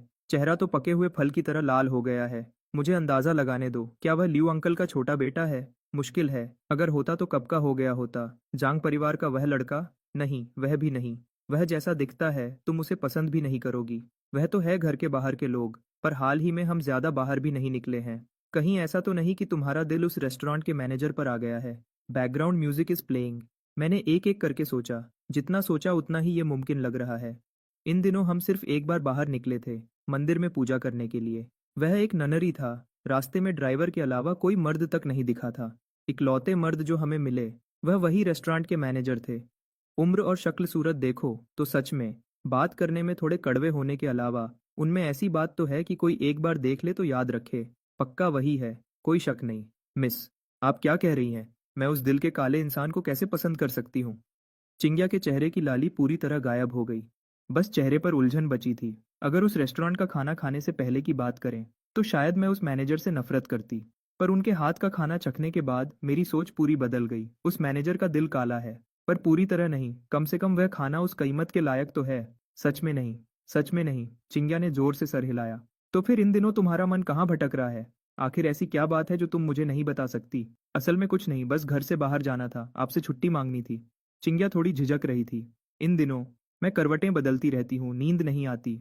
मन में और सपनों में बस वही रेस्टोरेंट का खाना खाने का ख्याल आता है। इस वजह से चिंग्या ने कुछ खाया पिया नहीं, कई दिनों से ठीक से सोई भी नहीं है। ठीक से नींद नहीं आएगी तो एनर्जी कहाँ से होगी, इसलिए काम में गलतियां हो रही है। पर मानना पड़ेगा, वह खाना सच में बहुत स्वादिष्ट है। खाने के बाद और खाने का मन करता है। ठीक है, जाओ जाओ, मुझे यहाँ कोई दिक्कत नहीं है। वैसे भी और भी नौकरानियां हैं, तुम जाओ, बेफिक्र होकर जाओ। सू जिंघे ने तुरंत हाँ कह दी। सच में? चिंग्या की खौशी का ठिकाना न रहा। उसे लगा था घर से बाहर निकलना मुश्किल होगा। सोचा नहीं था कि मिस इतनी आसानी से मान जाएंगी। अब सही है, आखिरकार मैं वह मनपसंद स्वादिष्ट खाना खा सकूंगी। बिल्कुल सच है। जाओ जाओ, अभी जाओ। सू जिंघे ने सर हिलाया और चिंग्या को धक्का देकर दरवाजे से बाहर भेज दिया। चिंग्या खुशी खुशी दौड़ती हुई बाहर निकल गई। वो मामा, उसके पीछे जाओ, सावधानी से, उसे पता न चले। देखो वह कहाँ जाती है और किससे मिलती है। चिंग्या के जाते ही सू जिंघे की मुस्कुराहट पल भर में गायब हो गई। मैं देखना चाहती हूँ कि कौन सा मर्द है जिसने मेरी नौकरानी का दिल चुरा लिया है। अगर वह चिंग्या के लिए सच में अच्छा है तो ठीक है, पर अगर कोई पैसा और शक्ल देखकर धोखा देने वाला हुआ तो फिर मुझे दोष मत देना अगर मैं उन्हें अलग कर दूं। सही है, अभी भी मुझे लगता है कि चिंग्या को इश्क हो गया है। आखिर कोई नॉर्मल इंसान कैसे सोच सकता है कि कोई सिर्फ एक डिश के लिए इतना पागल हो जाए? सु मैंशन के बाहर। बहुत अच्छा, बहुत अच्छा। चिंग्या ने अपने हाथ में भारी थैली को तोला और खुशी से उछलती कूदती रेस्टोरेंट की तरफ बढ़ने लगी। मुझे जरा भी एहसास नहीं हुआ कि मेरे पीछे कोई चुप चुप कर आ रहा है। इस वक्त मेरा मन और मेरी नजरें सिर्फ स्वादिष्ट खाने की उम्मीद में थी। इस थैली में मेरी सालों की जमा पूंजी है। इस बार तो रेस्टोरेंट में पेट भरकर खाना ही है। पर दुकान के दरवाजे पर पहुंचकर वह झिझकने लगी। पिछली बार मैंने शायद बड़ी बड़ी बातें की थी कि अब कभी वापस नहीं आऊंगी। अब कुछ ही दिन हुए हैं, ऐसे अंदर जाना क्या खुद की बेइज्जती नहीं होगी? आखिर लड़की है, शर्म तो थोड़ी होती ही है। पीछे से देख रही वू मामा को ये देखकर मिस का शक और पक्का हो गया। बिल्कुल वैसा ही हुआ जैसा मिस ने सोचा था, यही जगह है। दरवाजे पर यह झिझकना मेरे लिए तो बिल्कुल ऐसा है जैसे कोई लड़की अपने प्रेमी से मिलने से पहले शर्मा रही हो। अंदर जाने में शर्म आ रही है। अरे, बाल ठीक कर रही है, चेहरे पर पाउडर लगा रही है। मेरा फैसला और पक्का हो गया। आपको पता होना चाहिए कि ये लड़की कभी तैयार नहीं होती, आज इतनी मेहनत से मेकअप कर रही है। अगर ये किसी मर्द से मिलने के लिए नहीं है तो कौन मानेगा? आगे चल रही चिंग्या को जरा भी अंदाजा नहीं था कि वो मामा के मन में इतनी कहानियां चल रही हैं। अगर पता होता तो वह जोर से चिल्लाती कि मैं बेगुनाह हूँ, मैं चेहरे पर पाउडर लगा रही हूँ और बाल खोल रही हूँ, सिर्फ इसलिए ताकि मैनेजर मुझे पहचान न सके। वरना कितनी शर्म आएगी ना। उसने अपने बाल ठीक किए, चेहरे पर थोड़ा और पाउडर लगाया, छोटा शीशा निकाल कर देखा। आखिरकार अब वह पहले जैसी नहीं लग रही थी। चिंग्या ने तसल्ली से शीशा रखा और धीरे धीरे रेस्टोरेंट के दरवाजे के अंदर चली गई। ये बहन कुछ जानी पहचानी लग रही है। क्या आप वही नहीं हैं जो पिछली बार उस कैरेज वाली मिस की नौकरानी थी? दरवाजे में घुसते ही अंदर से मैनेजर की वही जानी पहचानी और चिड़चिड़ी आवाज आई। आपने मुझे कैसे पहचान लिया? मैंने अभी जो मेकअप किया है, मैं तो खुद को पहचान नहीं पा रही। एक नजर में ही पकड़ लिया। ये रेस्टोरेंट का मैनेजर कितना खतरनाक है। कपड़े तो बदले नहीं है तो मेरे लिए ना पहचान पाना मुश्किल है। इस बात को छोड़ो, पिछली बार जो खाना था आपकी मिस ने शायद नहीं खाया होगा ना? चिंग्या की हैरानी के मुकाबले लूमिंग के मन में तो हलचल मच गई थी। इतने दिनों बाद ये नौकरानी अचानक आ गई और इस हाल में है। कहीं ऐसा तो नहीं कि उसकी मिस ने वह प्री कुक्ड खाना खाया और बीमार पड़ गई, अब शिकायत करने आई है? क्या करूं? क्या इसे मॉडर्न हॉस्पिटल ले जाकर स्टोमक वॉश करवाऊं? आपको कैसे पता कि मेरी मिस ने नहीं खाया? लूमिंग का ये सवाल सुनकर चिंग्या और हैरान हो गई। मुझे कैसे पता होगा? मैं तो आपसे पूछ रहा हूँ। चलो अच्छा है, आपकी मिस ठीक है तो अच्छा है। मैंने पहले ही कहा था कि मेरा खाना साफ नहीं है। नहीं खाया सुनकर लूमिंग ने तुरंत राहत की सांस ली। बस उसकी मिस ठीक होनी चाहिए। मेरा खाना नहीं खाया तो कुछ भी हो जाए, इल्जाम मुझ पर नहीं आएगा। तुम तुम तुम तुम इतने छोटे दिल के क्यों हो? लूमिंग को फिर से साफ नहीं है वाली बात कहते सुनकर चिंग्या की आंखों में आंसू आ गए। बस एक बार कह दिया कि साफ नहीं है तो क्या अब तक वही पकड़े बैठे हो? मैं कहाँ छोटे दिल का हूँ? लूमिंग परेशान हो गया। मुझे लगता है मैं तो काफी उदार हूँ। पिछली बार बस कह दिया था कि आपका खाना साफ नहीं है, हमने हर्जाना भी दिया, पैसे भी दिए, आप अभी भी वही बात क्यों पकड़े बैठे हैं? चिंग्या कहते कहते रोने लगी। चेहरे पर जो मेकअप किया था वह फैल गया और वह बिल्कुल एक जोकर जैसी लगने लगी। पर मेरा खाना सच में साफ नहीं है, खाने के बाद शायद पेट खराब हो जाए। लूमिंग खामोश हो गया। आजकल सच बोलने पर कोई यकीन क्यों नहीं करता? आप फिर बोल रहे हैं। चिंग्या सच में गुस्से में रो पड़ी। अच्छा अच्छा अच्छा, नहीं बोलूंगा। आपकी मिस ठीक है तो ठीक है। जब वह ठीक है तो तुम यहाँ क्यों आई हो? लड़की को रोते देख लूमिंग को हमेशा लगता है कि वह किसी को परेशान करने वाला अंकल है। हम मैं खाना खाना चाहती हूँ, चिंग्या ने धीरे से कहा। खाना? नहीं, तुम्हें नहीं बेच सकता। लूमिंग ने साफ इनकार कर दिया। पिछली बार किस्मत अच्छी थी कि कुछ नहीं हुआ, इस बार फिर बेचा और अगर कोई दिक्कत हो गई तो जिम्मेदार कौन होगा? क्यों? चिंग्या ने सोचा नहीं था कि लूमिंग इतनी आसानी से मना कर देगा। मैंने बताया ना, साफ नहीं है। लूमिंग को थोड़ा सर दर्द होने लगा। ये लड़की समझ क्यों नहीं रही है? साफ नहीं है वो आप फिर कह रहे हैं साफ नहीं है। पिछली बार वाला पूरा खाना मैंने ही खाया था। वो आपका खाना साफ है या नहीं क्या मुझे नहीं पता। आप बस कंजूस हैं, मुझसे बदला लेना चाहते हैं। मालिक, मेरी गलती है। मैं आपके आगे घुटने टेक कर माफी मांगती हूँ, क्या ये काफी नहीं है? जब से पिछली बार आपके यहाँ खाना खाया मैं कुछ खा पी नहीं पा रही, बस वही खाने का मन करता है। इन दिनों बस यही सोच रही हूँ। काम भी ठीक से नहीं हो रहा। अगर ऐसा ही चलता रहा तो मेरे मालिक मुझे निकाल देंगे। मेरी गलती है, मुझे सच में अपनी गलती का एहसास है। मेहरबानी करके मुझे माफ कर दीजिए। बस एक बार खाने दीजिए, सिर्फ एक बार, वरना मेरा किसी काम में मन नहीं लगता। चिंग्या रोते रोते घुटने टेकने लगी। अरे अरे अरे, घुटने मत टेको, मैं ये बर्दाश्त नहीं कर सकता। और ऐसी बातें मत करो, मेरा रेस्टोरेंट एक इज्जतदार जगह है। तुम ऐसा कहोगी तो जो नहीं जानते वह सोचेंगे कि मेरे खाने में कुछ गलत चीज मिली है। लूमिंग को बात कुछ अजीब लगने लगी। भले ही मेरे खाने में थोड़ी टेक्नोलॉजी है, पर बस उतना ही, कोई बैन चीज बिल्कुल नहीं है। ये कुछ खा पी नहीं पा रही क्या होता है? क्या उन प्री कुक्ड पैकेट्स में इतनी ताकत है? क्या वह वही चीज नहीं है जो कुत्ते भी नहीं खाते? उसे क्या पता कि इस जमाने में खाना बनाने में इतने मसाले नहीं होते। यहाँ तक कि राजधानी के बड़े रेस्टोरेंट्स में भी खाना बनाने में ज्यादा से ज्यादा बस थोड़ा सुअर का तेल और नमक डालते हैं। यहाँ तक कि कुकिंग वाइन, प्याज, अदरक और लहसुन का इस्तेमाल करके स्मेल हटाना भी एक ऐसा राज है जो ज्यादा लोगों को नहीं पता। और जहाँ तक बात है कि सुअर के मांस को मैरिनेट करने से स्वाद बढ़ता है, ये राज तो बाद के जमाने में पता चला था। इस ऐसे जमाने में जहाँ बस उबाल कर खाना मिल जाए, वहाँ इतने सारे मसाले किसी डायमेंशन ब्रेकिंग हमले से कम नहीं है। ये बिल्कुल ऐसा है जैसे घर के कुत्ते ने इंसानों का बचा हुआ खाना खाने से पहले उसे वही फीका डॉग फूड खिलाओ तो वह खा लेता है, पर एक बार स्वादिष्ट खाना चख लिया तो फिर वापस डॉग फूड खाने को बोलो तो वह देखता भी नहीं। क्यों? क्योंकि उसमें कोई स्वाद ही नहीं है। अगर आप मुझे नहीं बेचोगे तो मैं यहाँ से नहीं उठूंगी। चिंग्या ने गर्दन अकड़ ली। अब उसे इज्जत की परवाह नहीं थी। इज्जत क्या होती है? क्या इज्जत खाने से ज्यादा जरूरी है? अच्छा अच्छा अच्छा, बेचूंगा बेचूंगा। अगर बीमार पड़ गई तो मुझे मत ढूंढना। और हाँ, मेरे खाने के दाम बढ़ गए हैं, 50 वेन एक डिश। अगर महंगा लगे तो दरवाजे से बाहर निकलो और बाएं मुड़ जाओ। लूमिंग के पास कोई चारा नहीं था। ये क्या मुसीबत है? महंगा नहीं है, महंगा नहीं है। मालिक, आपका बनाया खाना सबसे स्वादिष्ट है, तो मुझे 3 प्लेट नहीं 7 प्लेट चाहिए। चिंग्या तुरंत खड़ी हो गई और उंगलियों पर गिनने लगी। 7 प्लेट? क्या तुम इतना खा पाओगी? लूमिंग ने चिंग्या के पतले शरीर को देखा और थोड़ा शक किया। नहीं खा पाऊंगी तो पैक करवा कर ले जाऊंगी। नहीं, पैक नहीं कर सकते। पैक करने का 10 तेल चांदी लगेगा। बस 3 प्लेट चाहिए या नहीं? लूमिंग के मन में चिंता थी। ये सब फ्रोजन खाना है, पैक करके ले जाओगी तो ठंडा हो जाएगा। वह एहसास अजीब होगा, जैसे दोबारा फ्रीज किया गया हो। ये खाना पहले ही फ्लैश फ्रीज किया गया था, दोबारा गर्म करने से उसका फ्लैश फ्रीज स्टेट खराब हो गया है। अगर ठंडा हो गया तो बैक्टीरिया पनप जाएंगे, चाहे दोबारा गर्म करो स्वाद तो जाएगा ही, पेट खराब होने का खतरा भी बहुत बढ़ जाएगा। ठीक है, 3 प्लेट ही सही, मैं खाऊंगी। चिंग्या अब चुन चुन कर मांगने की हिम्मत नहीं कर सकती थी। जो मिल रहा है वही बहुत है। ज्यादा से ज्यादा मिस से और मिन्नत करूंगी कि मुझे और बार बाहर भेजे। ये जगह ज्यादा दूर नहीं है, मैं दौड़ कर आ सकती हूँ। ठीक है, इंतजार करो। लूमिंग किचन में वापस गया। वही जाना पहचाना 3 minute. Ding! Sweet and Sawar pork, twice cooked pork, 3 dishes तैयार हो गई। वाह, बहुत अच्छा, बहुत खुशबू आ रही है। शुक्रिया मालिक।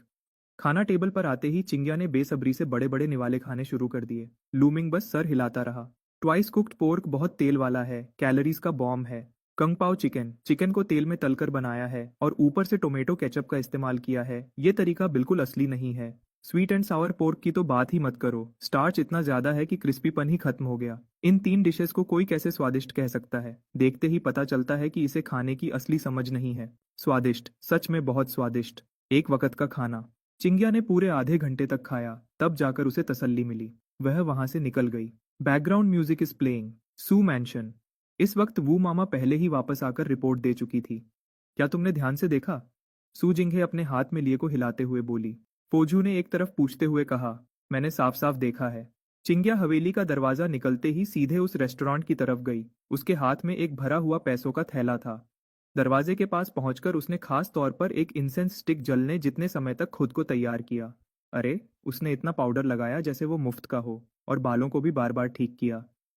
रेस्टोरेंट में घुसने के बाद वो आधे घंटे से ज्यादा वहीं रही। जब वो बाहर निकली तो उसके बाल बिखरे हुए थे, पैसों का थैला साफ तौर पर पिचक गया था और उसके चेहरे पर बहुत खुशी थी। मुझे लगता है, जैसा आपने अंदाजा लगाया था, इस लड़की का दिल किसी पर आ गया है। वो मामा ने जो देखा था वो सब कुछ वैसा ही बता दिया।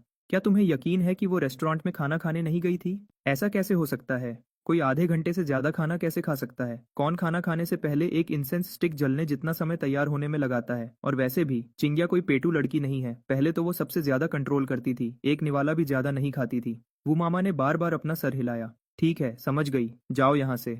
हाँ, उस रेस्टोरेंट के मालिक की जांच करो, देखो वो कहाँ से आया है। क्या वो सच में है या पैसे ठगने वाला? अगर पैसे ठगने वाला है तो सू जिंगे की आंखों में एक ठंडी चमक दौड़ गई। वो मामा वहां से चली गई। वो मामा के जाते ही चिंग्या भी वापस आ गई। चिंग्या बाहर से घूम कर आई थी और उसका मूड काफी अच्छा था। सुजिंगे ध्यान से चिंग्या के चेहरे को देख रही थी। उसके चेहरे पर साफ तौर पर धोने के निशान थे और बालों में थोड़ा पाउडर चिपका हुआ था। शरीर से आती तेज पाउडर की महक ने वो मामा की बात की पुष्टि कर दी। इस लड़की ने तैयारी की थी, बस वापस आकर धो लिया था। लेकिन उसके चेहरे की मुस्कुराहट छुपी नहीं रही थी। हे, मेम साहब आप चिंता न करें, मैं आगे से कोई गलती नहीं करूंगी, जरूर अच्छे से काम करूंगी। चिंग्या ने सीधा जवाब नहीं दिया, बस बेवकूफों की तरह हंसती रही। हम आज कहाँ गई थी? खाना खाने, उसी पुराने रेस्टोरेंट में। चिंग्या ने बहुत कुछ बोल दिया, लेकिन मैं कैसे मान सकती थी? खाना खाने से कोई इतना खुश कैसे हो सकता है? खाना खाने में इतना समय कैसे लग सकता है?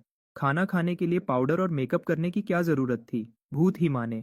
भगवान जैसा स्वाद, दुनिया का सबसे बेहतरीन खाना, ये सब बहाने हैं। इतने सारे झूठ बोलने के लक्षण। इस वक्त चिंग्या की सफाई बिल्कुल ऐसी लग रही थी जैसे कोई बच्चा अपने माँ बाप से अपना पहला प्यार छुपा रहा हो। जितना ज्यादा वो बोल रही थी उतना ही वो झूठी लग रही थी। लेकिन मैंने उसे रोका नहीं। चोर को तब पकड़ो जब वो चोरी कर रहा हो, और धोखेबाज को तब जब वो रंगे हाथ पकड़ा जाए। जब मेरे पास पक्का सबूत होगा तब देखती हूँ ये लड़की कैसे झूठ बोलेगी। अगले कुछ दिनों तक चिंग्या रुक रुक कर छुट्टी लेकर बाहर खाना खाने जाती रही और सुजिंगे ने इजाजत दे दी। मुझे एक सही मौके की तलाश थी और इस मौके के लिए सबसे जरूरी था कि पहले सब कुछ अच्छे से जांच लूं। रेस्टोरेंट का काम हमेशा की तरह चल रहा था। लूमिंग का दुकान खोलने का समय अब और भी अनियमित हो गया था। वैसे भी वहां कुछ ही रेगुलर कस्टमर्स थे, दुकान खुले या ना खुले कोई फर्क नहीं पड़ता था। चिंग्या के हर कुछ दिन में एक बार आने के अलावा बाकी सिर्फ वांग चंग था जो कभी कभी आ जाता था, ब्याओजू के गार्ड्स को खाना खिलाने के लिए। सच कहूं तो वांग चांग के आने की फ्रीक्वेंसी सबसे ज्यादा थी। जब भी कोई काम नहीं होता वो यहाँ भागा चला आता था। उसके नीचे वाले घोड़े की भी मेहनत है। आज वांग चांग फिर आया, लेकिन इस बार वो अकेला नहीं था, बल्कि वो पूरी एक एस्कॉर्ट टीम को लेकर आया था। मालिक, खाना लाओ, जो भी अच्छा है सब मेरे लिए ले आओ। दरवाजे में घुसते ही वांग चांग ने जोर से चिल्लाकर कहा, जैसे वो अपने घर वापस आ गया हो। ओह, इतने सारे लोग, क्या तुम कहीं दूर जा रहे हो? लूमिंग ने एक नजर डाली। दर्जनों लोगों की टीम काफी शानदार लग रही थी। टीम के बीच में कुछ घोड़ा गाड़ियां थीं जिन पर दर्जनों बॉक्स रखे थे। वो काफी भारी लग रहे थे, देखकर ही लग रहा था कि वो कीमती हैं। हाँ, इस बार बाहर जाने में कुछ महीने लगेंगे। फिर से लंबे समय तक आपके हाथ का खाना नहीं मिल पाएगा मालिक, वांग चांग ने उदास होकर कहा। लेकिन मैं सही और गलत में फर्क समझता हूँ। खाना तो बस खाना है, असली काम तो ब्याओजू की जिम्मेदारी निभाना है। जब काम ना हो तो यहाँ आकर खाना पीना ठीक है, लेकिन काम के वक्त तो सफर करना ही पड़ेगा, वरना इतनी बड़ी विरासत कुछ पीढ़ियों में ही खत्म हो जाएगी। बात तो सही है। वैसे तुम कहाँ जा रहे हो? लूमिंग ने सर हिलाया और यूं ही पूछ लिया। इस बार कुछ सामान क्वांझो पहुंचाना है। रास्ता बहुत दूर तो नहीं है, लेकिन आजकल दक्षिण में थोड़ी गड़बड़ है, इस रास्ते पर शायद सब कुछ ठीक ना हो। वांग चांग ने सर हिलाया, उसका चेहरा कुछ उदास था। दक्षिण में गड़बड़ है? मैं जब से यहाँ आया हूँ इसी केहुओ टाउन में हूँ, कभी बाहर नहीं गया। बाहर की स्थिति के बारे में मुझे कुछ नहीं पता, लेकिन केहुओ टाउन की जिंदगी को देखकर लगता है कि सब कुछ शांत है, बस थोड़ा गरीब है, वरना और कुछ नहीं। मुझे लगा बाहर भी सब ऐसा ही होगा। हाँ, इन सालों में दरबार ने कोशिश तो बहुत की है, लेकिन दक्षिण में सिर्फ पहाड़ और नदियां हैं, अनाज उग नहीं पाता। अगर व्यापारी और दरबार उत्तर से अनाज न मंगवाते तो शायद कब का भुखमरी आ गई होती। लेकिन पिछले कुछ सालों से उत्तर में या तो भयंकर सूखा पड़ा है या बाढ़। खुद का अनाज ही काफी नहीं है तो दक्षिण को कहाँ से देंगे? अब वहां हर जगह पहाड़ों पर कब्जा करने वाले डाकू हैं। बहुत गड़बड़ है वहां, वांग चांग ने थोड़ी चिंता से कहा। हम जैसे एस्कॉर्ट करने वालों के लिए ये स्थिति अच्छी भी है और बुरी भी। अच्छी ये है कि ब्यावजू का काम बढ़ गया है, बुरी ये है कि खतरा बहुत बढ़ गया है। कुल मिलाकर वो रास्ता बिल्कुल भी अच्छा नहीं है, तो रास्ते में अपना ख्याल रखना। लूमिंग को समझ नहीं आया कि क्या कहे। मैं कोई मसीहा नहीं हूँ, दुनिया के लोगों को नहीं बचा सकता। यहाँ तक कि मॉडर्न जमाने में भी कुछ देशों में लोगों को खाना नहीं मिलता। अगर उस जमाने में शेन्नोंग जैसे लोग न होते तो शायद वहां की स्थिति भी इससे बेहतर न होती।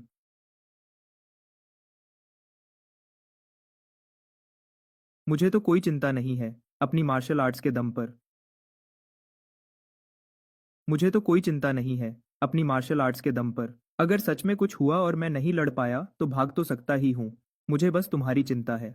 अगर सच में गड़बड़ बढ़ गई और मुसीबत राजधानी तक पहुंच गई तो तुम्हारी ये जगह खतरे में आ जाएगी। क्या कभी राजधानी में बिजनेस करने का सोचा है? तुम्हारी इस कला के दम पर तुम वहां जरूर टिक जाओगे। वांग चियांग कब से लूमिंग को वहां ले जाने की कोशिश कर रहा था। ये मौका सही था थोड़ा सौंध लेने का। जरूरत नहीं है, मैं कहीं नहीं जा रहा। लूमिंग को पता था। मजाक कर रहे हो? मेरा किचन मेरे साथ थोड़ी शिफ्ट हो सकता है। राजधानी जाकर क्या करूंगा? क्या वहां यहाँ से ज्यादा सुरक्षित होगा? अगर सच में कोई मुसीबत आई तो मैं सीधे मॉडर्न जमाने में चला जाऊंगा। सिक्योरिटी डोर बंद कर दूंगा, कोई मुझे छू भी नहीं पाएगा। सही कहा, ये कोई आम सिक्योरिटी डोर नहीं है, बैंक के वॉल्ट लेवल का ब्लास्ट प्रूफ डोर है। इन दिनों जब मैं फ्री था मैंने खास तौर पर मिस्त्री को बुलाकर किचन में लगवाया था। जब तक बॉम्ब न हो ये नहीं टूट सकता। बहुत सुरक्षित है। कुछ मिस्त्रियों को समझ नहीं आया कि किचन में ब्लास्ट प्रूफ डोर क्यों चाहिए, लेकिन पैसे लिए और काम कर दिया। हर किसी की अपनी पसंद होती है। उन्होंने मेरी पसंद का सम्मान किया, या अगर सम्मान नहीं भी किया तो पैसों का तो सम्मान करना ही पड़ेगा। ये दरवाजा वैसे आम लोगों से बचने के लिए नहीं था, बल्कि चोरों से बचने के लिए था। इस तरह अगर रात को रेस्टोरेंट में कोई चोर घुस भी जाए तो वो मॉडर्न जमाने तक नहीं पहुंच पाएगा। रात को सोते वक्त मैं काफी सुकून से रह सकता हूँ। ठीक है, पता था तुम यही कहोगे, तो मुझे तुम्हें एक और बात याद दिलानी है। 3 साल में एक बार होने वाली चुनवे जल्द ही आने वाली है। बहुत सारे छात्र राजधानी जाने की तैयारी कर रहे हैं। तुम्हें भी तैयारी शुरू कर देनी चाहिए। वांग चांग ने दुखी होकर सर हिलाया। लगता है घर बैठे स्वादिष्ट खाने की आजादी का सपना अब पूरा नहीं होगा। चुनवे? क्या वो अगले साल शुरू नहीं होने वाली? अभी तो सिर्फ मार्च है, पूरा 1 साल बाकी है। और वैसे भी मैं कोई एग्जाम थोड़ी दे रहा हूँ, तैयारी किस बात की? लूमिंग ने हैरानी से पूछा। तुम रेस्टोरेंट चला रहे हो ना? केहुओ टाउन राजधानी जाने का रास्ता है। हर बार बहुत सारे छात्र यहाँ से गुजरते हैं। बेशक अब वो आमतौर पर बगल से निकल जाते हैं, लेकिन वो इसलिए क्योंकि पहले केहुओ टाउन में खाने पीने की जगह नहीं थी। अब तुमने दुकान खोल ली है तो हो सकता है कोई आ जाए। नहीं, ये पक्का है कि लोग आएंगे। मैं ये नहीं कह रहा, लेकिन वो गरीब छात्र, क्या तुम्हें यकीन है कि वो मेरे यहाँ का खाना अफोर्ड कर सकते हैं? लूमिंग को शक था। मैंने कहानियों में देखा है, कोई भी छात्र अमीर नहीं होता। सब अमीर घर की लड़कियों, कोठे की औरतों या घर की पत्नी के पैसों पर पलते हैं, तभी राजधानी एग्जाम देने का खर्चा निकलता है। इस तरह से भी उन्हें पैसे बचाकर चलना पड़ता है। ऐसे लोग 50 वेन का एक डिश अफोर्ड कर पाएंगे? शायद थोड़ा मुश्किल है। बैकग्राउंड म्यूजिक बज रहा है। तुम ये क्या कह रहे हो? जो चुनवे देने जा रहे हैं वो सब जूरन है। रास्ते में बहुत से अमीर व्यापारी होते हैं जो पैसे देने को तैयार रहते हैं। बेशक ये पैसे मुफ्त में नहीं मिलते, इसलिए ज्यादातर लोग खुद ही मैनेज करना पसंद करते हैं। लेकिन जूरन खुद भी कुछ कमाते हैं, एक वक्त का खाना तो अफोर्ड कर ही सकते हैं।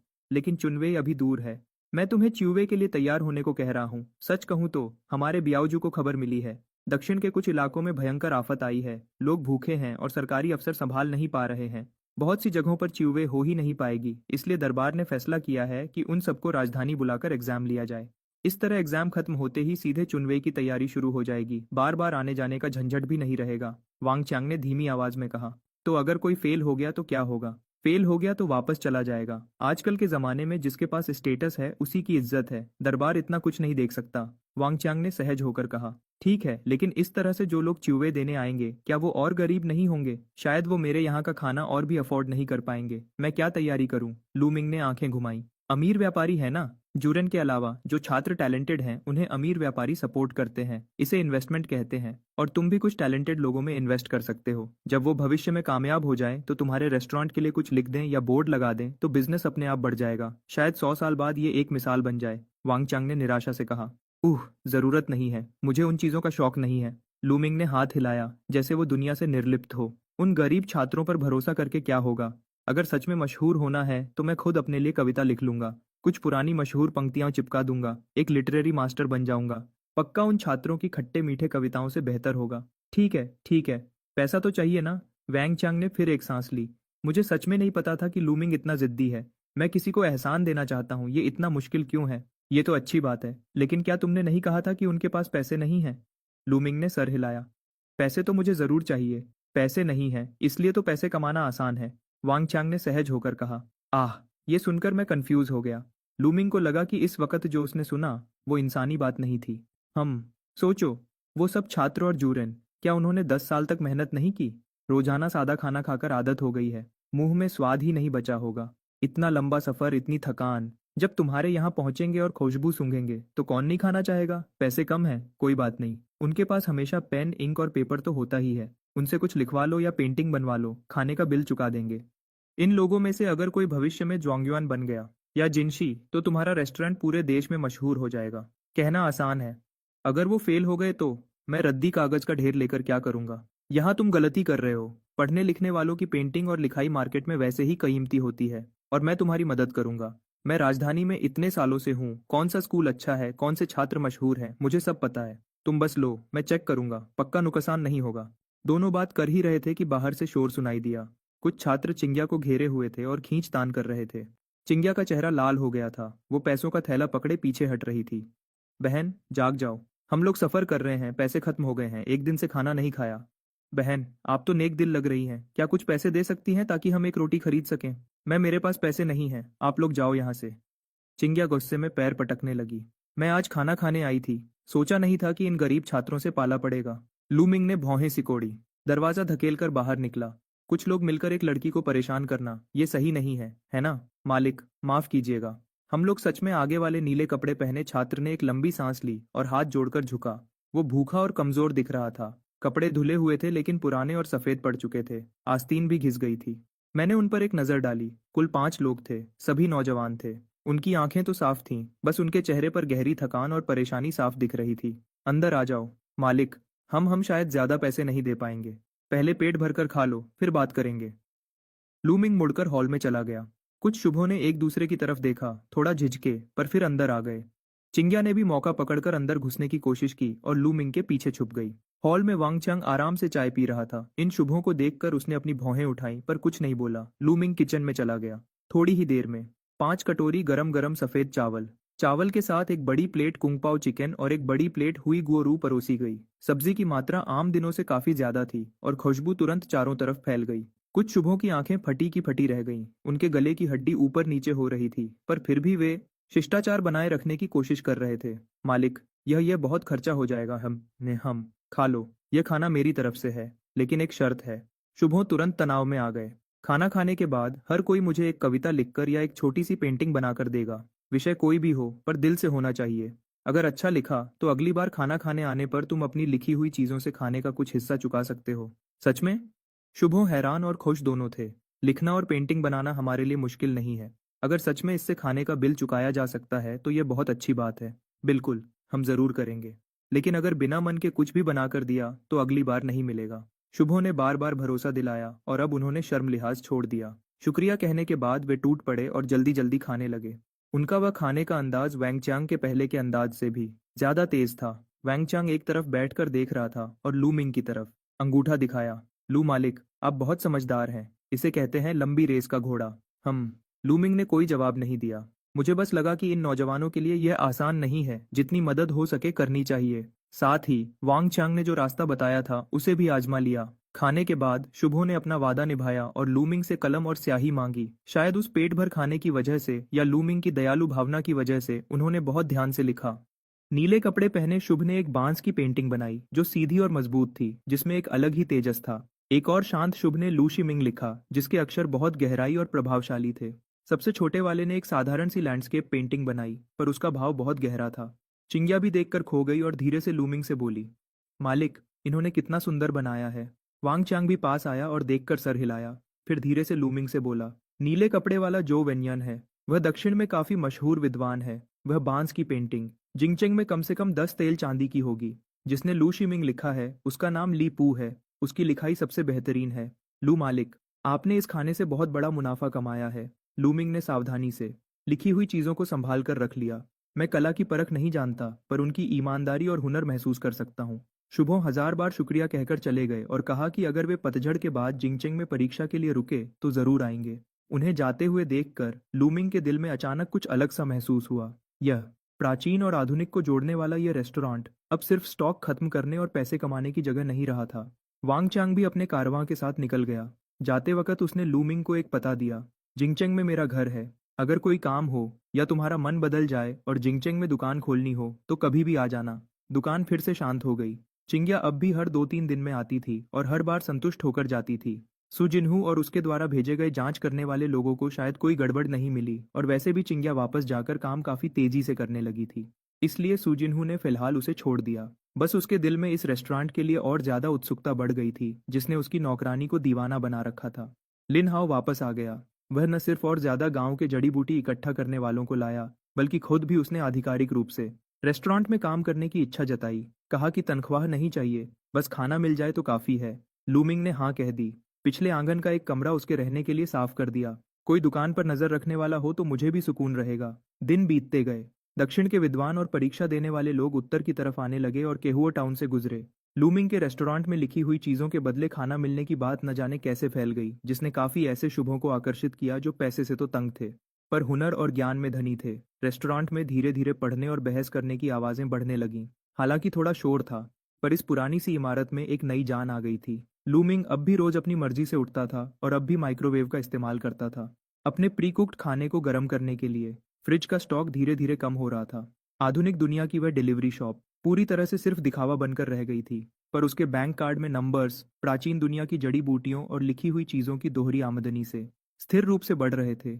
उसने कुछ सोना बदला, अपने बचपन के दोस्त लीटोंग के जरिए सुरक्षित तरीके से बेचा। आधुनिक दुनिया में चुपचाप एक अच्छी छोटी प्रॉपर्टी खरीद ली, जिससे दिल को काफी सुकून मिला। कभी कभी जब रात गहरी होती तो वह अकेले रेस्टोरेंट के हॉल में बैठकर शुभों की छोड़ी हुई लिखी चीजें देखता और पिछले आंगन में लिन हाउ के एक समान खर्राटों को सुनता। यह टाइम ट्रैवल वाला रेस्टोरेंट अब और भी दिलचस्प होता जा रहा था। माइक्रोवेव अब भी गुनगुना रहा था। फ्रिज में प्री कुक्ड खाना अब भी भरा हुआ था। कहानी शायद अभी शुरू ही हुई थी। और लूमिंग, वह मालिक जो तकनीक और मेहनत से एक कस्सा बन गया, उसकी कहानी इस प्राचीन और आधुनिक के मिलन वाले समय में चुपचाप एक नया अध्याय शुरू कर रही थी। शुक्रिया। ये वाला 10 10 10 10 10 10 10 10 के 2 का 1 है।